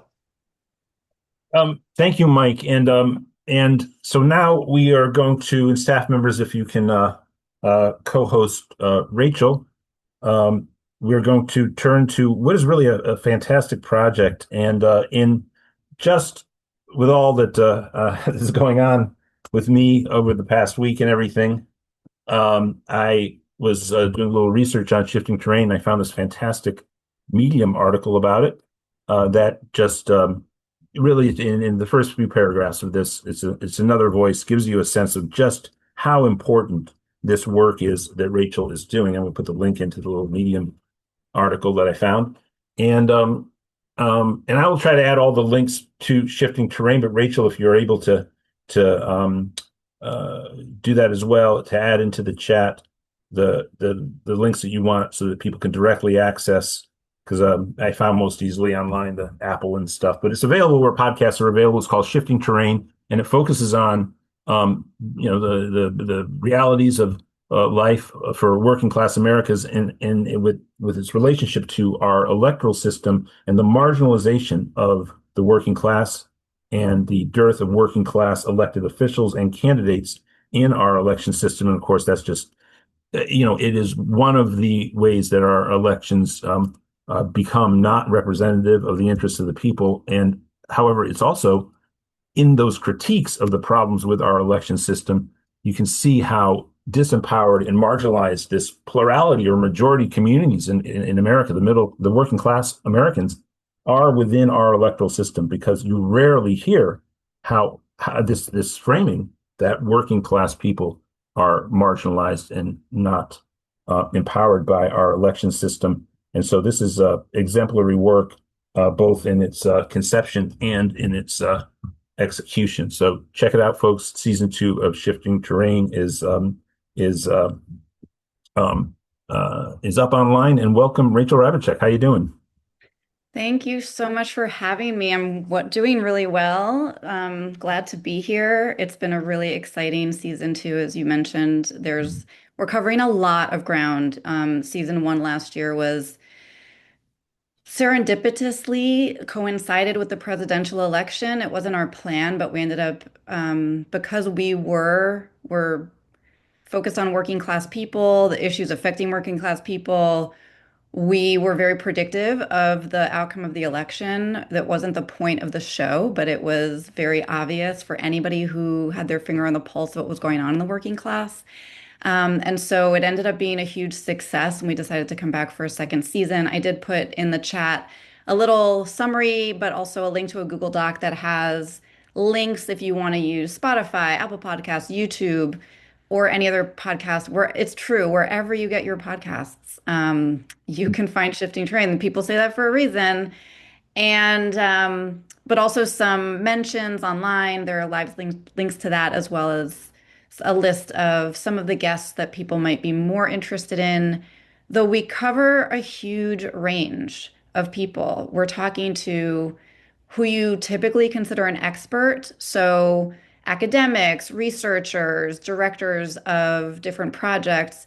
But we also feel strongly that everyday working class people are also experts on their lives, on what's happening in culture, what's happening in politics. And so every single episode has everyday working class people alongside highly published credentialed authors like Joan Williams, Les Leopold. Our most recent episode featured Jared Abbott, the director of the Center for Working Class Politics, people that you're probably familiar with, but less so the direct voice of Olive, who's a bartender outside of Cleveland, who was actually way more clear and articulate about who the working class is than these people who've been studying it for decades. So, that episode's coming out in a couple of weeks, but we did have this week, we featured Jared Abbott along with Renee Rojas, who wrote an article called The Latino Rebuke, which is one of the most, I think it's the most brilliant analysis of the Latino vote right that I've encountered since the election. And it's not getting the kind of media buzz that it should, but it's incredibly, incredibly smart about what is going on and the ways that people want to attribute what's happening with the working class to racism and white people being racist. And so they've faltered, they struggled around how do we explain the Latino vote? Oh, well, they must also be racist. And he does a brilliant job of it's not even that long an article. It's just pointing out the contradictions in some of that logic. So we have him in this latest episode, along with Drew, who's a union electrician in Ohio, which is one of the states in the Rust Belt that Jared's recent research, collaborative research focused on, or states in the Rust Belt, to see what voters are most concerned with. And while some of it is culture war stuff, it's also economics. And so anyway, I'm not going to spoil it for you, but I have to say it's a really great podcast, and not just because it's mine. So that's a little bit of the kind of overview. But then the last thing I actually wanted to say is I was listening to Dylan and lots of the conversation. We talk about all of it: immigration, Christian nationalism. There's an episode devoted entirely to that. And why is it so popular with working class voters? We have experts, a religious faith leader, an ex-evangelical who's working class, who talk about all of the dynamics in Christian nationalism that people aren't talking about in the media, that we really, really have to understand if we're going to win any elections in the future. Yeah, no, thank you. And well, I want to say just a couple of things. People probably know I have a background in media, and I still get credits on the Ralph Nader radio show, the Nation magazine podcast, the Jacobin magazine podcast. Those are all what I call flat radio shows or podcasts. It's not a technical term, it's my own term. It's just the host talking to a guest, almost always. Very rarely do any of those shows do what Rachel's show does, which is a stitched show that brings in people would be familiar with a very well-produced NPR type podcast that's not just drawn from interviews. Of course, the interviews are central to it, but it's thematically stitched together. This is an exceptional podcast on that level, folks. And when one of those stitched podcasts really works together, you have so much intelligence and nuanced points get to be brought up about a complex, it is absolutely complex and socially central issue of the relationship of the American working class and plurality population to our political system.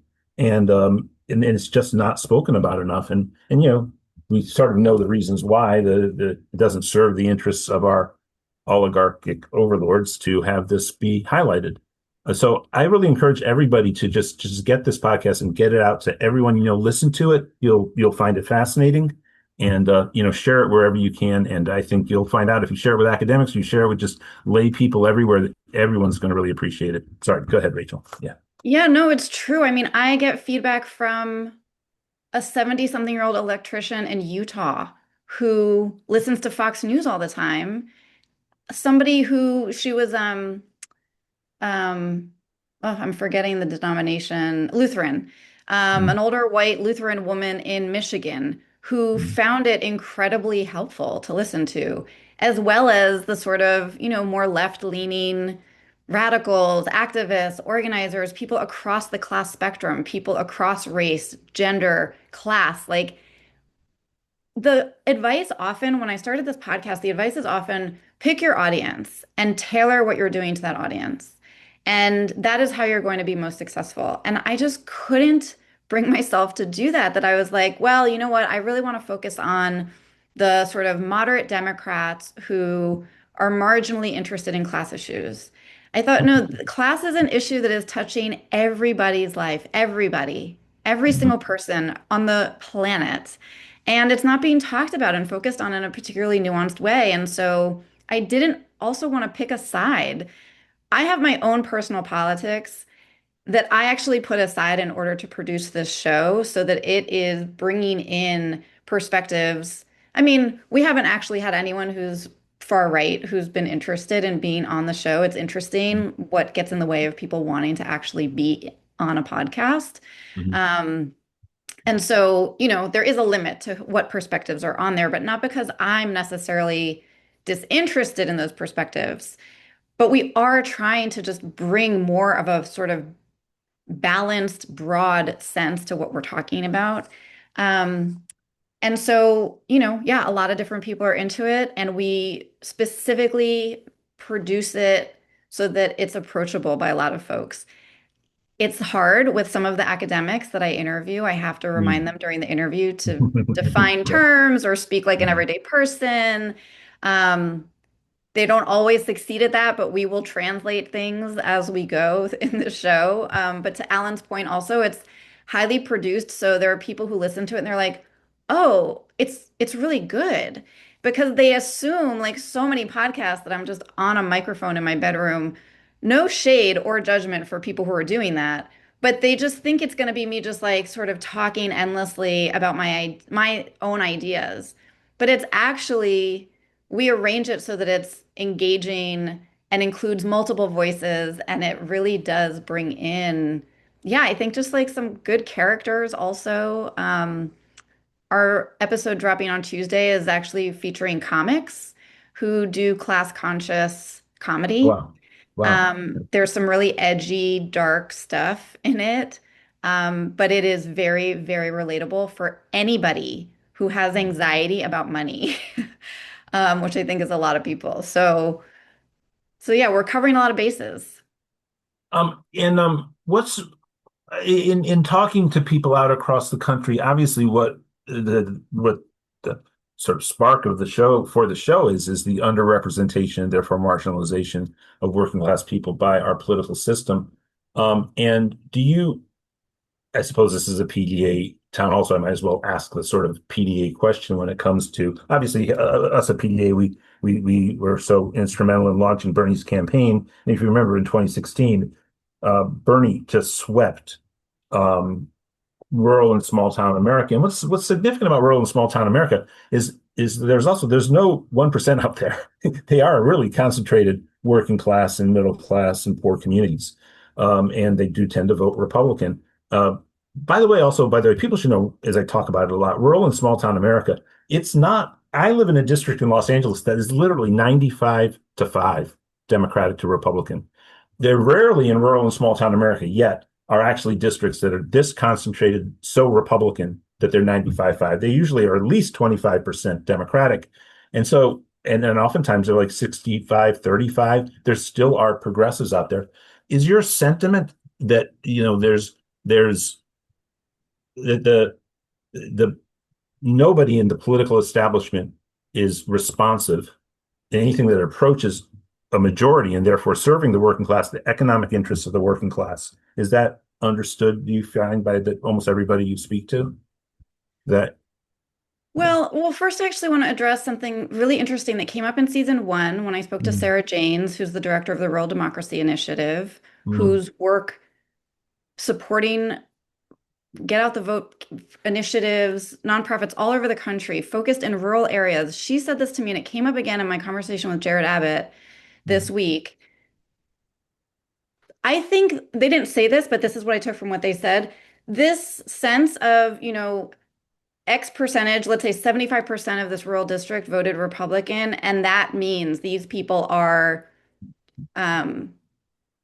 racist, xenophobic, they're anti-immigrant, they're anti-trans people. Like that's really what they're voting about. And going against their economic interests is a very common explanation for what's happening when you see those breakdowns of people's voting. But Right. what has been pointed to again and again and with research is that the overwhelming majority of people in rural areas, working class, working poor, and poor working rural areas, they actually support very progressive policies. But when you put Democrat on it, forget it, it's over. And so the research that Jared highlights in the episode we just dropped this past week, they trot out a bunch of very progressive policies that all of these voters in the Rust Belt, or the vast majority, support very progressive policies. And some of them do care about trans women in women's sports and that type of thing. But we also talk about and uncover why is that so powerful for people? So I guess I just caution us against looking at the breakdown of votes in any Right. particular area as reflective necessarily of somebody's policy positions or the things that they most care about or are interested in.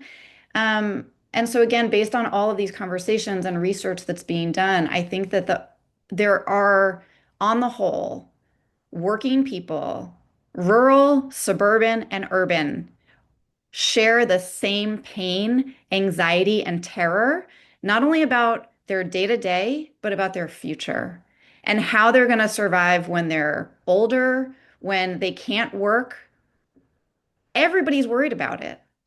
And the Democrats, honestly, I'm like, what is wrong with these people? Because the Republicans, something else that we cover in this season, the Republicans speak to affordability very effectively.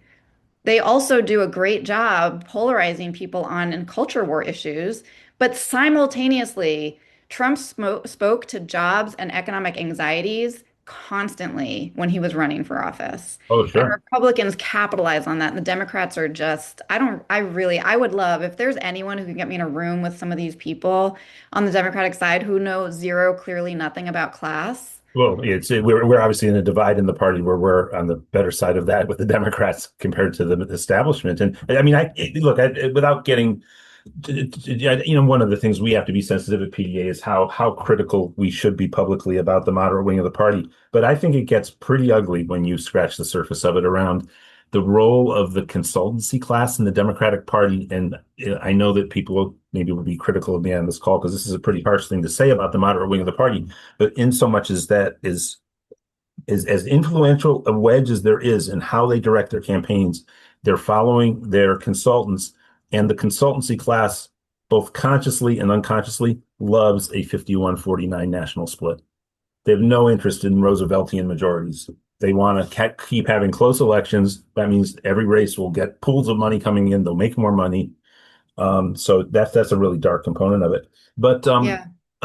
yeah, I mean, there's a lot of dimension to that across rural and small town America. But I'm actually friends with Thomas Frank, the author, and his book's a little more nuanced. But that was the book, "What's the Matter with Kansas," that produced the catchphrase, "Why do they vote against their own interests?" And more or less, Thomas puts forward that thesis, and I've always thought that that's quite wrong.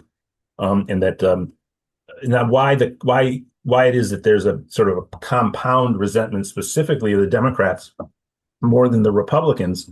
And I think that can shift, but it's incumbent upon us progressives to really announce ourselves as constitutively different. Because I think a big part of that is that the mainstream of the Democratic Party has almost overtly just disregarded all these communities. They're like, we are not going to be present there. We're just abandoning it. And so, yeah. But anyway, no, thank you for your work. It's so incredible. And, I can't encourage people enough to pick this up and to disseminate it and to listen to it. And maybe William, do you have any thoughts? Because I know William is a radio guy. I know he's more of a talk radio guy, but he's also up in working class community up in the exurbs of Milwaukee. I was also a guest on Shifting Terrain in season 1. Oh yeah, we had a fabulous conversation. I think Rachel and I, we do see the world similarly, which made the conversation a lot easier to flow. But at the same time, I think we both recognize, and this is something that I've learned in my community and something that Rachel's been talking about all afternoon, the importance of getting to the root cause of these different issues and kind of breaking through the partisan barriers that often force individuals into uncomfortable or perhaps unfamiliar situations. And when they don't know how they want to approach a conversation, or when they look at it as more of a debate rather than a conversation, you're not looking to find mutual ground. You're looking to, win. And I think social media has done a really bad job of kind of intensifying humanity's like worst behaviors in that regard. You're always looking for that big own moment or whatever. But it's so important to be able to sit down with people and be able to say like, well, what do you want from your elected officials? What do you want from leaders in your community? What do you want from your friends, your family, your neighbors? How do you want your life to look? And that's going to be really, really different.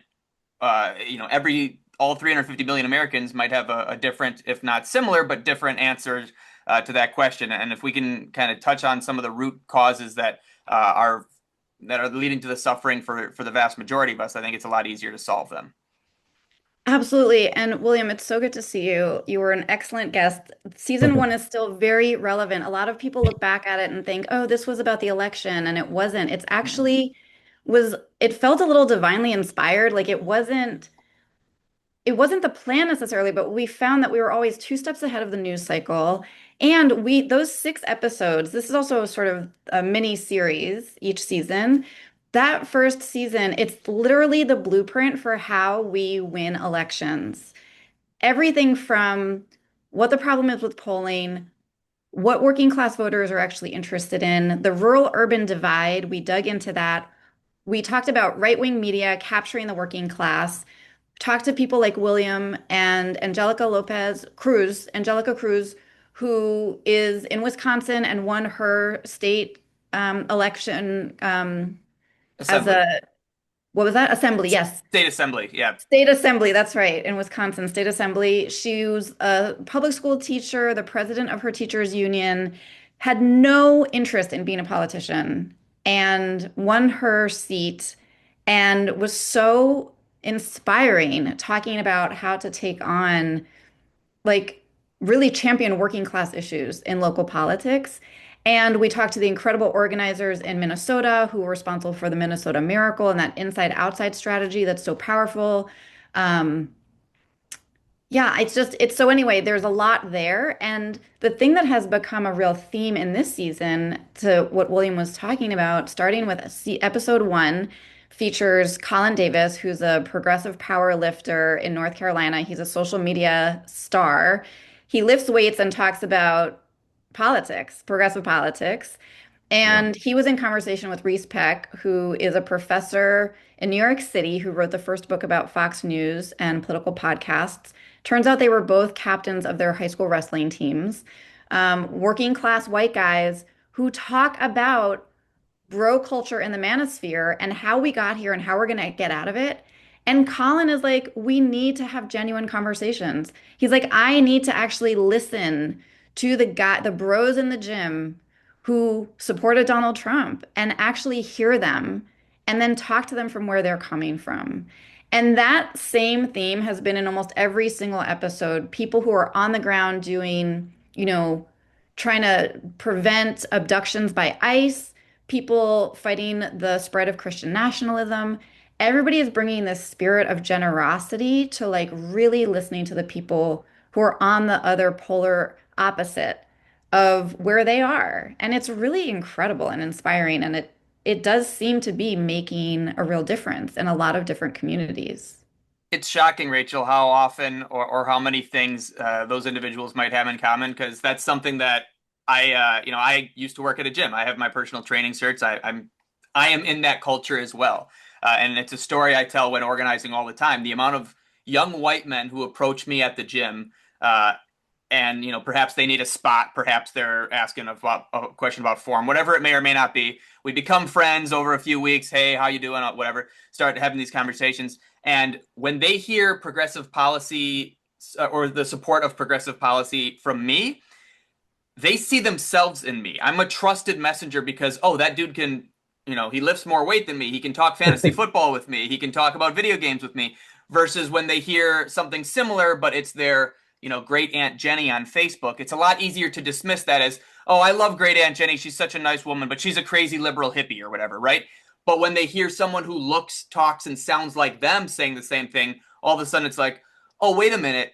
What am I not getting here? Why would this person support these kind of things? And often they'll ask those questions because they feel confident enough in your answer or trust enough that they're going to be getting perhaps a perspective that they weren't familiar with or a viewpoint that they couldn't even fathom before you present it to them. So once you're able to do that, kind of break through that veil that a lot of the powers that be want to keep over us, it's so much easier to have these important conversations. Absolutely. Absolutely. It's so clear. And in all of the ways, again, that people have been bringing data to these conversations, people are doing research as well as being on the ground in their communities.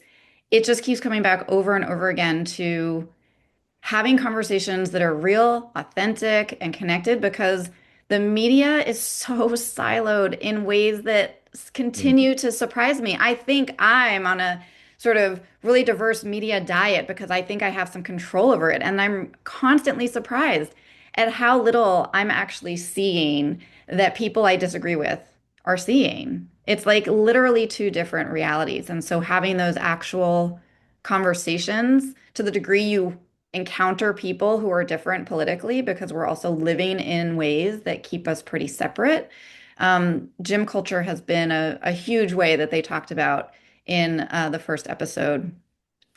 I see hands going up. Do you let people we can take let's take a few questions. I think the staff was thinking we weren't taking questions, but let's do that a little bit for about the next 10 minutes. I do want to say though, Rachel mentioned Trump and his expression of concern for the American working class. Jared Abbott, who Rachel mentioned from the Center for Working Class Study, was it Center for the Study of the Working Class? What's the proper name of the organization?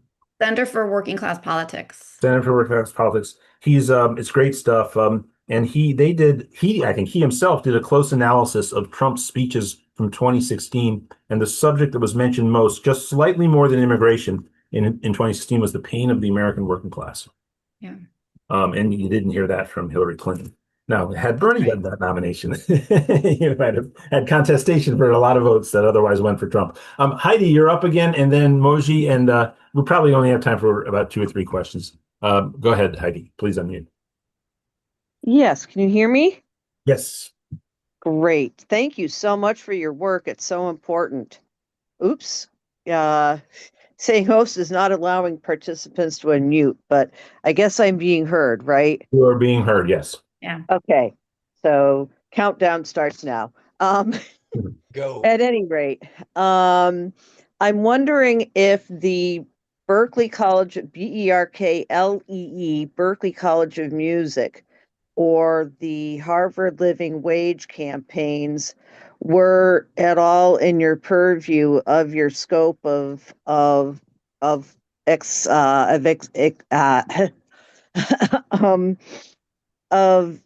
exploration. What about Berklee College of Music in particular? Maybe I'm not knowing what that is referring to as it relates to the show. Oh, the teachers' strike, when the teachers went on strike back in 1986, when they were paid third from the bottom of all of the higher institutions of all of Massachusetts. Got it. That did not factor into this. Each episode, to the degree that it makes sense, because we also try to limit the amount of time of each episode. People are, willing to listen to only so much. These are at most usually 40 minutes. And so where there is history that is relevant and important, we bring it in a general way. But we're really wanting to keep things as current as possible and keeping with the timeliness of all of these issues and as urgent as they are for working people right now. There is an episode about unions. It's actually called How Workers Will Win the Class War. And we ended up, because talking about unions and the labor movement is a sprawling, there are faculty who teach entire semesters, years about the labor movement and union organizing. And so we actually, in all of the research and pre-interview work that we did, decided that what is most urgent and timely right now is actually the crisis with gig workers and as they're categorized as independent contractors. And historically, unions have not been organizing independent contractors. And so, what does that mean for an economy that is increasingly gigified? And that includes white collar roles, as we see with AI turning white collar people with PhDs into gig workers who are training these language learning models. And so, what does that then mean for the labor movement and unions moving forward? And there's a lot of excitement about the Starbucks strikes and Amazon workers organizing, but that's actually a really small percentage of the population. 94% of workers are not in a union. And then once you even form, let's say, an independent union, or you get recognized by something like SEIU or AFL-CIO, it can take at least a year before the employer will even negotiate a basic contract. So we're in a little bit of a, again, sort of a media stream that is, I think, made me really excited about what's happening with unions right now. And then I started to dig into what's actually going on, and it informed the episode that we did on it that is actually quite concerning. And Les Leopold is one of the guests in that show, and he collaborated also on this research that came out that I referenced that Jared Abbott was involved in. And people are really excited about some policy platforms for workers, but none of it is going to happen, including increased unionization, without political power. And so, how do we get political power? So, again, there's a lot to say about the history of unions, but we're really interested in what's happening right now and what's happening in the immediate future and how we're going to really win these fights that we desperately need. So we have 4 people on stack. I want to say unequivocally, Carol is going to be the last question for Rachel because we'll close out. But before we get to Moji in the next question, actually, this event I'm doing on Thursday is structured to really have two panels. The first is about policy and progressive policy, and particularly around macroeconomic policy, why I believe, and I think there's a lot of evidence to show that, until the progressive policy agenda is adopted by the Democratic Party and passed into law, if the Democratic Party doesn't roughly unify behind it, at least pushing it forward, you're going to be serving you're basically have a Democratic Party that's just setting the table for the fascist right. The second panel is going to be about the structure of the Democratic Party and how to work inside of it and build progressive strength. And with what you just said, I've actually obviously thought a ton about this, and I'm not saying I'm right or anything, but one thinks about something like the IWW structure, a different kind of labor structure than the trade unions. So before the AFL sort of won out as the model after World War I over the IWW, that was a one union for all model. Okay, so what organization could sort of stand in for that, since the labor unions are established in the country around individual contracts with individual companies? I actually believe a little bit Gramscian that we could have the progressive wing of the Democratic Party as a explicitly pro-labor party, and that can serve the interests of the general working class. And if that anchors the progressive wing of the Democratic Party explicitly, by the time I'm no longer the ED of PDA, I would feel that I've achieved something as the ED of PDA, because we need a political party that endorses the working class and provides a landing place for the development of a shared political culture for the plurality population of the country. So that's a little long-winded, but I'm going to be bringing that up in the labor union hall on Thursday. So go figure. Moji, you're up. Please unmute. Hi, this is Moji Aga. I'm in Boulder, Colorado. One of the things I'm doing is trying to municipalize our electricity, to deprivatize. I am from the global south. I am from Iran. I'm a Sufi monk, a Muslim from the global south, and I have experienced the revolution, 1979 revolution in Iran. And one of the things that made the Ayatollah Khomeini, the founder of the so-called revolution, was that he actually came from the voice of the voiceless that made the revolution powerful, i.e., it created them, we the people. And I am hearing, like when William was talking about, he is sitting at the gym and he is talking to guys. He needs to be not only authentically speak their language, but be of them. And these are the things that I don't think people in the global north pay sufficient attention to. I'm a social scientist. So thank you very much. I don't have Rachel, time. your thoughts. Thank you, Margie.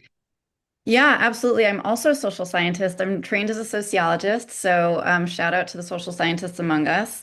And yeah, it's absolutely right. And I think again in season one, in episodes 4 and 5, we focus on working class politicians and what stands in the way of them even running for office, let alone many of the obvious challenges they have once they have a campaign. Obviously, a lot of that is about money. But we also do underscore their wins and how they're able to win. And I think we're in an exciting time right now with a lot of the candidates that PDA highlights, supports, amplifies. Obviously, there are some of the big names out there. Dan Osborne in Nebraska, Greg, whose last name I'm forgetting in Maine. What is his last name? You're making me forget it. Plattner. Plattner. Whenever anybody says that, then the next person forgets. Yes, that's correct. It's Greg Plattner. Greg Plattner.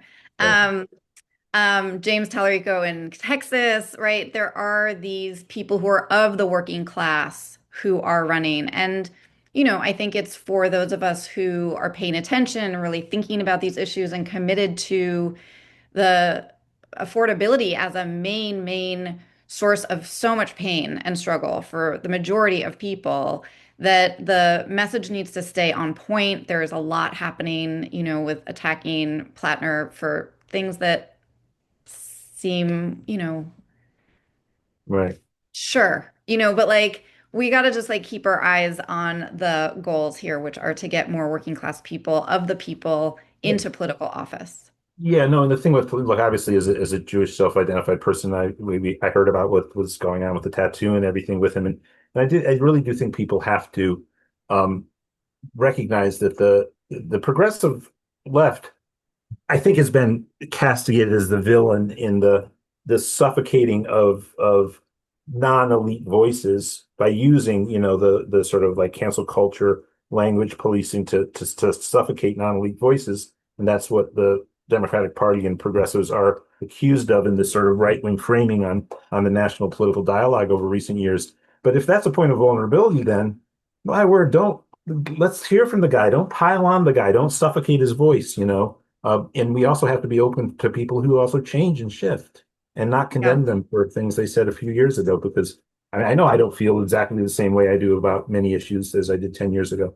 Thank you for that. And Michelle, Mark, and Carol, you're up. Please try to be brief with your thoughts, but Michelle, you're up. Please unmute, and then Mark, you're next. Michelle, please unmute. Can you hear me? Yep, go ahead. Okay. My question has to do with working class, because it seemed to me like when I hear a big politician give a speech like I did many years ago from Obama in the university, they mention working class, and then all they say is school teachers, police, and firefighters. And I'm sitting next to me are a couple of janitors. And my feeling is that when you're talking about working class, you need to praise the janitor who cleans your toilets for you. You need to praise all of those people. And I was wondering, what's your take on all of that? I couldn't agree more, Michelle. I cleaned houses for 19 years until not that long ago.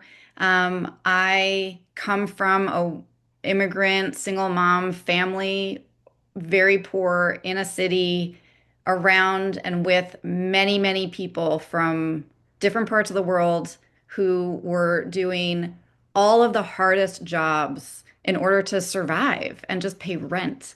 It's so some of the things that people who are middle class, upper middle class, maybe just take for granted, don't even recognize as keeping the lights on, as an office manager. And it was like the business would not have run if I didn't show up at 8 a.m. to unlock the door and start answering the phones. And yet my labor was not valued to pay me even $12 an hour. So, and that ended up being a big drama with the owner. Anyway, so I am with you. Absolutely agree with that. I think that there is a real problem in the mainstream, I'll say, mainstream Democrats, though I think it's pretty widespread, even with very well-meaning liberals or even progressives, don't have a real clear handle on class. And it's something I've been talking about, learning about, teaching about for almost 20 years now. And there is a lack of real understanding of how wide and deep the working class is and who is in that group, and that the people who are really struggling the most seem somehow invisible, and that they score because I think part of it is they want to widen the net and bring in the people that they think are going to vote for them. I mean, Bill Clinton is a perfect example of that shift toward who are the people who they think, who are the people who are actually voting, who are the people who are actually going to give us money for our campaigns, and that's where we need to put our effort. And so they start to cater to certain kinds of people that I think meet a certain kind of criteria for who are the like responsible citizens that we can be sympathetic to. And school teachers, I think, fit that, right? They're in a classroom, they're teaching your kids, like, and absolutely, we should be supportive of public school teachers. But it's true that the janitors, the people who are serving food in the cafeterias of hospitals, in public schools, gas stations, like all of the basic infrastructure that we rely on, those workers are absolutely a priority in my mind for a lot of these messages and things that we're talking about. And just really last thing I'll say is that the episode that we're coming out with in a couple of weeks is specifically who is the working class actually? Who are we talking about when we use that? And then our last episode of the season, which will be dropping on December 23rd, I think it is about the future of the working class and who is that? What does that even mean? And then thinking about AI in particular and what it will be, what we think, what the projections are. That surprised me. So you think you know, but more will be revealed in the episodes coming up later in the season. Mark Harrison, please unmute Mark. Mark, go ahead, Mark. All right. Alan, very quickly, a living wage for all campaign was introduced this week in Washington. This is the woman who works with restaurant workers. And to Rachel, Yes, Sarah. Yeah. Mm-hmm. And she's going to be in Los Angeles, and I hope she's part of the poverty meeting. Rachel, Yes, she was right. She was right on with you. She says straight up, the Democratic Party does not care about low-wage workers, and low-wage workers know that. All right. But the thing that was kind of frustrating is how we talk about race and class in this context. I don't know what William, did you talk to white men or was it black men? I mean, there's this whole thing about, well, we really don't understand the working class. Is the working class you're talking about the white working class? It doesn't include all of us. There's a frustration about that when certain black people, when a number of us as black people hear that. Yeah, absolutely. William, do you want to respond to that? No, that's a fabulous point. Yeah, the gym that I go to is in the WOW counties, which are famously some of the whitest, most conservative counties in the entire country, the suburbs of Milwaukee. So excellent point there, Mark. It was primarily young white people, yeah, and we're not getting a full picture when we're not having the conversation with as many Americans of different backgrounds as we possibly can. Well, if I could amplify it, and maybe as a short question for Rachel too. Too often in the dialogue and the political framings within the progressive left and the Democratic Party, and in general in American politics, you hear almost like race and class being focused on as if you can only focus on one or the other. And you somehow feel that that's a point of tension in the national dialogue. Of course, I think it's wholly mistaken. And but last, your thoughts on that and how it has worked out for the podcast, or how you've addressed it in the podcast. Yeah, so we are considering class and race and intersections beyond that even, though race and class tend to be the ones that we're most focused on because it has been such an enduring tension, point of conflict, certainly in organizing about, frustrations that people want to focus on class, and that means that they don't want to focus on race or racism or take responsibility as white people for being racist. And all of that makes sense to me. And it is absolutely the case that people of color experience, their class experience is compounded by racism and the existence of white supremacy in our institutions, from politics to so-called law enforcement to housing to education. I mean, that is undeniable if we look historically, speaking of history, and how that continues to play out.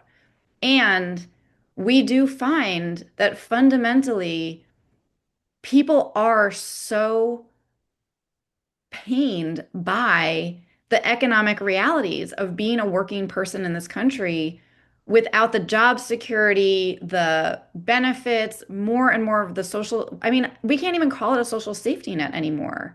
It's been in tatters for a long time. It's like the social safety net that was, and the sort of like last little remnants of it. And so, as we've been having these conversations, we absolutely think about race. And it was interesting to hear Rene Rojas talk about, he's a Latino man, talking about the research about the Latino vote. And that includes immigrants, more recent immigrants, and their feelings towards immigrants. And that you can account for, and I don't want to, sort of give it all away. You should definitely listen to the podcast because it's just a longer conversation than this like little soundbite I'm about to give you. But the economic anxieties, like people's literal ability to have a roof over their head, food to eat, and a doctor, maybe if they're in a catastrophic medical emergency, is giving people so much stress and terror and panic that overrides so many other things fall away in terms of their concerns, which is not to say in any way that race is secondary or not important or racism doesn't matter at all. Like all of those things matter. And what we're finding is that people are so pressed and squeezed that when it comes down to it, as we've seen in some of the trends in voting, they are moving toward where will my economic interests be prioritized? And the Republicans do a way better job saying, not doing, but saying that they're going to help people across race. And that includes going after immigrants, and even immigrants themselves are buying that story because they want to know that they're going to have a job at the end of the day.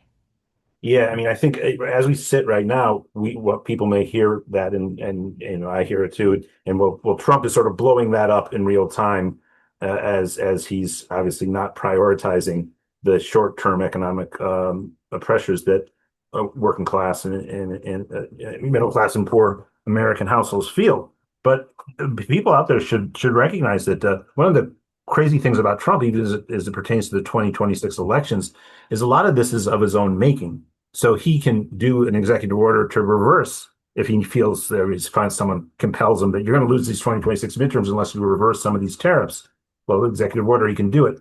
And then he's claiming he's getting this windfall of money. He's going to write a check to people. Don't be surprised if his poll numbers go up, if he drops a $2,000 check on everybody, 3 weeks before the election. Of course. I mean, people still talk about the check that he sent during COVID, right? Like that is a literal thing that people point to. Like, I got money from Donald Trump when I needed it because he signed those checks, even though that money was clearly authorized by members of Congress. Yeah. And also, yeah. Oh no, and also, look, the tariff regime, ridiculous as he's rolled it out, is going to signify to some set of the working class that he's at least trying to do something to reverse this. And then again, of course, we do not endorse it in any way, shape, or form, but a segment of the more racist and anti-immigrant portion of the American population is going to view, that the labor market will become tighter, wages will go up when you run the people who are doing so many jobs in America out of the country. And they also see that in the same way. Of course, on both fronts, his approach is totally misguided. And on the second front, it's just appalling and racist and should have no part of our society. But you then have to compare that to the Democrats, who are seen as doing nothing. As not that they think Bernie would do nothing, but they don't see him as, it's not his party. It's Hakeem Jeffrey and Chuck Schumer's party. Right. And yeah. So Carol's And got I the think final. that I just wanted to also say the last thing about in reference to what you were just saying. I think something that's very clear to me is that this is an administration that is born from and very obsessed with social things going viral, the sort of entertainment factor of politics, and they are so scattershot. They are literally creating viral clips in any policy decision, any move they're making.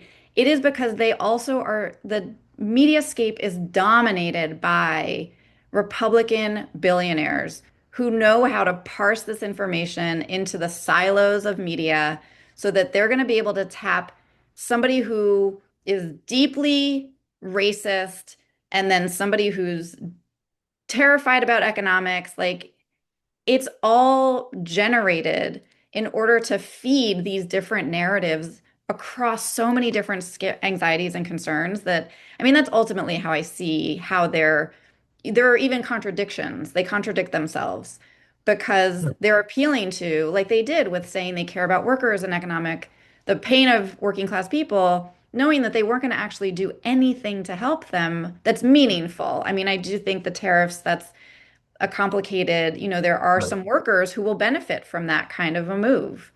On the whole, most aren't, and consumers who are working class won't, and that's undeniable. Right, yeah, they're sort of getting crushed right now, but the sentiment I think that people can see, because of course it goes against the NAFTAs and all those trade deals, which people have this long established narrative that it really destroyed their communities. Well, Carol is up with the final question, and then we'll wrap up. Carol, go ahead. Oh, Carol, please unmute. Yeah. Yes, I am. Okay. Thank you, Rachel, and thanks, Alan, for sneaking me in on this last question. Rachel, one of the most concerning things that you said today was that the working class and rural people consistently support progressive policies, as we know in PDA, right? And also as Bernie consistently demonstrates. But you said, this is what troubles me, the minute you said that the minute they hear Democrat, it's game over. So my question is, how do we reach them and get them to support progressive Democrats? Because those are the people that are going to be promoting these ideas. And how do we get them to support them with their vote?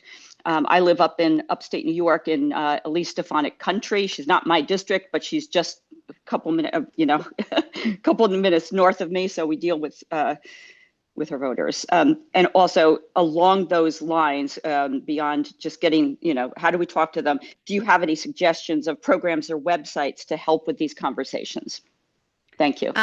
Yes, thank you, Carol, for your question. There is a link in the chat with a Google Doc I made with different links and things, but the link to the podcast, that season 1, episode 2 about the rural-urban divide is an excellent episode for exactly the issue that you're raising. Oh, fantastic. That's the one that features Sarah Janes from the Rural Democracy Initiative and also Bonnie Dobson, who's a Black woman working class in North Carolina, who's very active with Down Home North Carolina, which has been organizing for years, inspired by the first Trump election administration.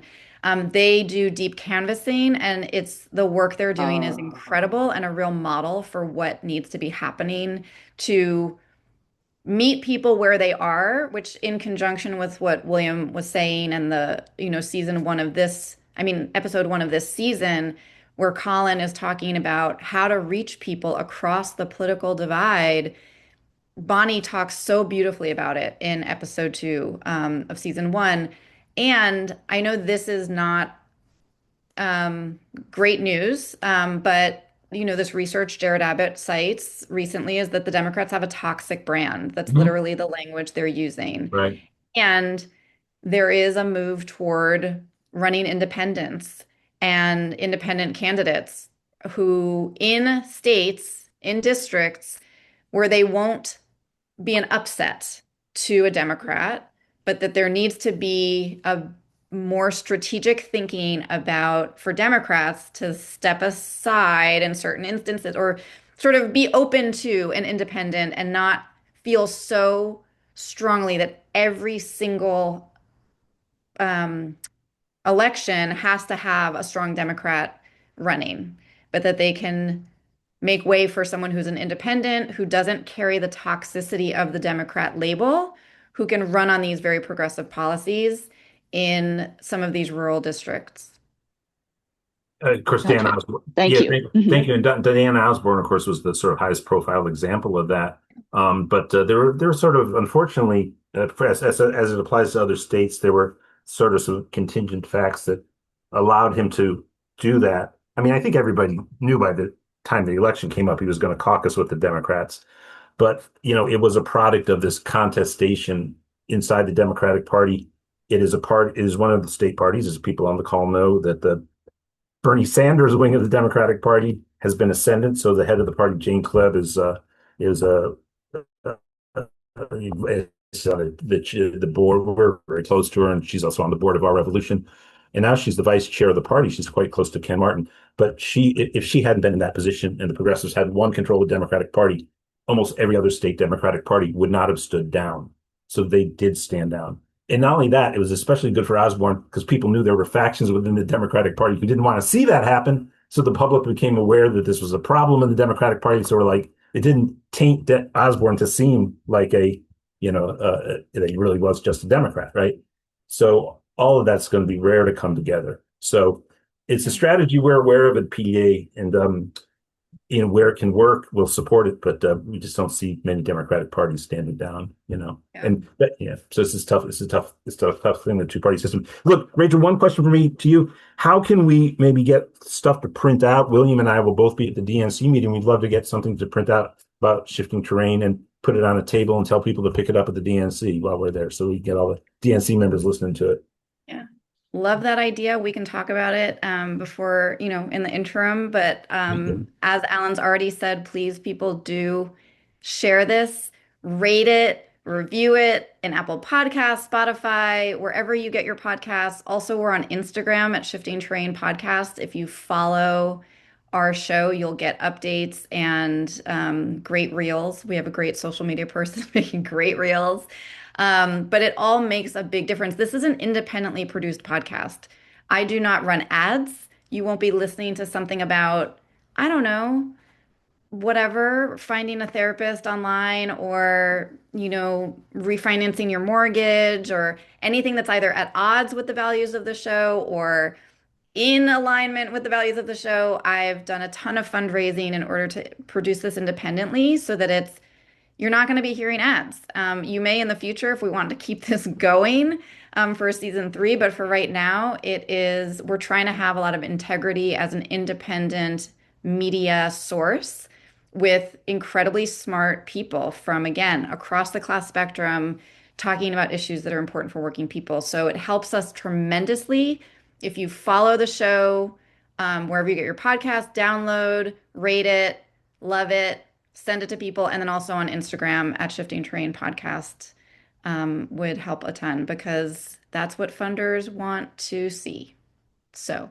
Right. Thank you so much. And thank you for all your work. I will talk to you actually, I'll probably give you a call sometime in the next couple hours to talk about how to promote this at the DNC. Thank you, Rachel Rybaczuk. The podcast is called Shifting Terrain, and you can find it online and you get it wherever you can pick up your podcast. So thank you so much.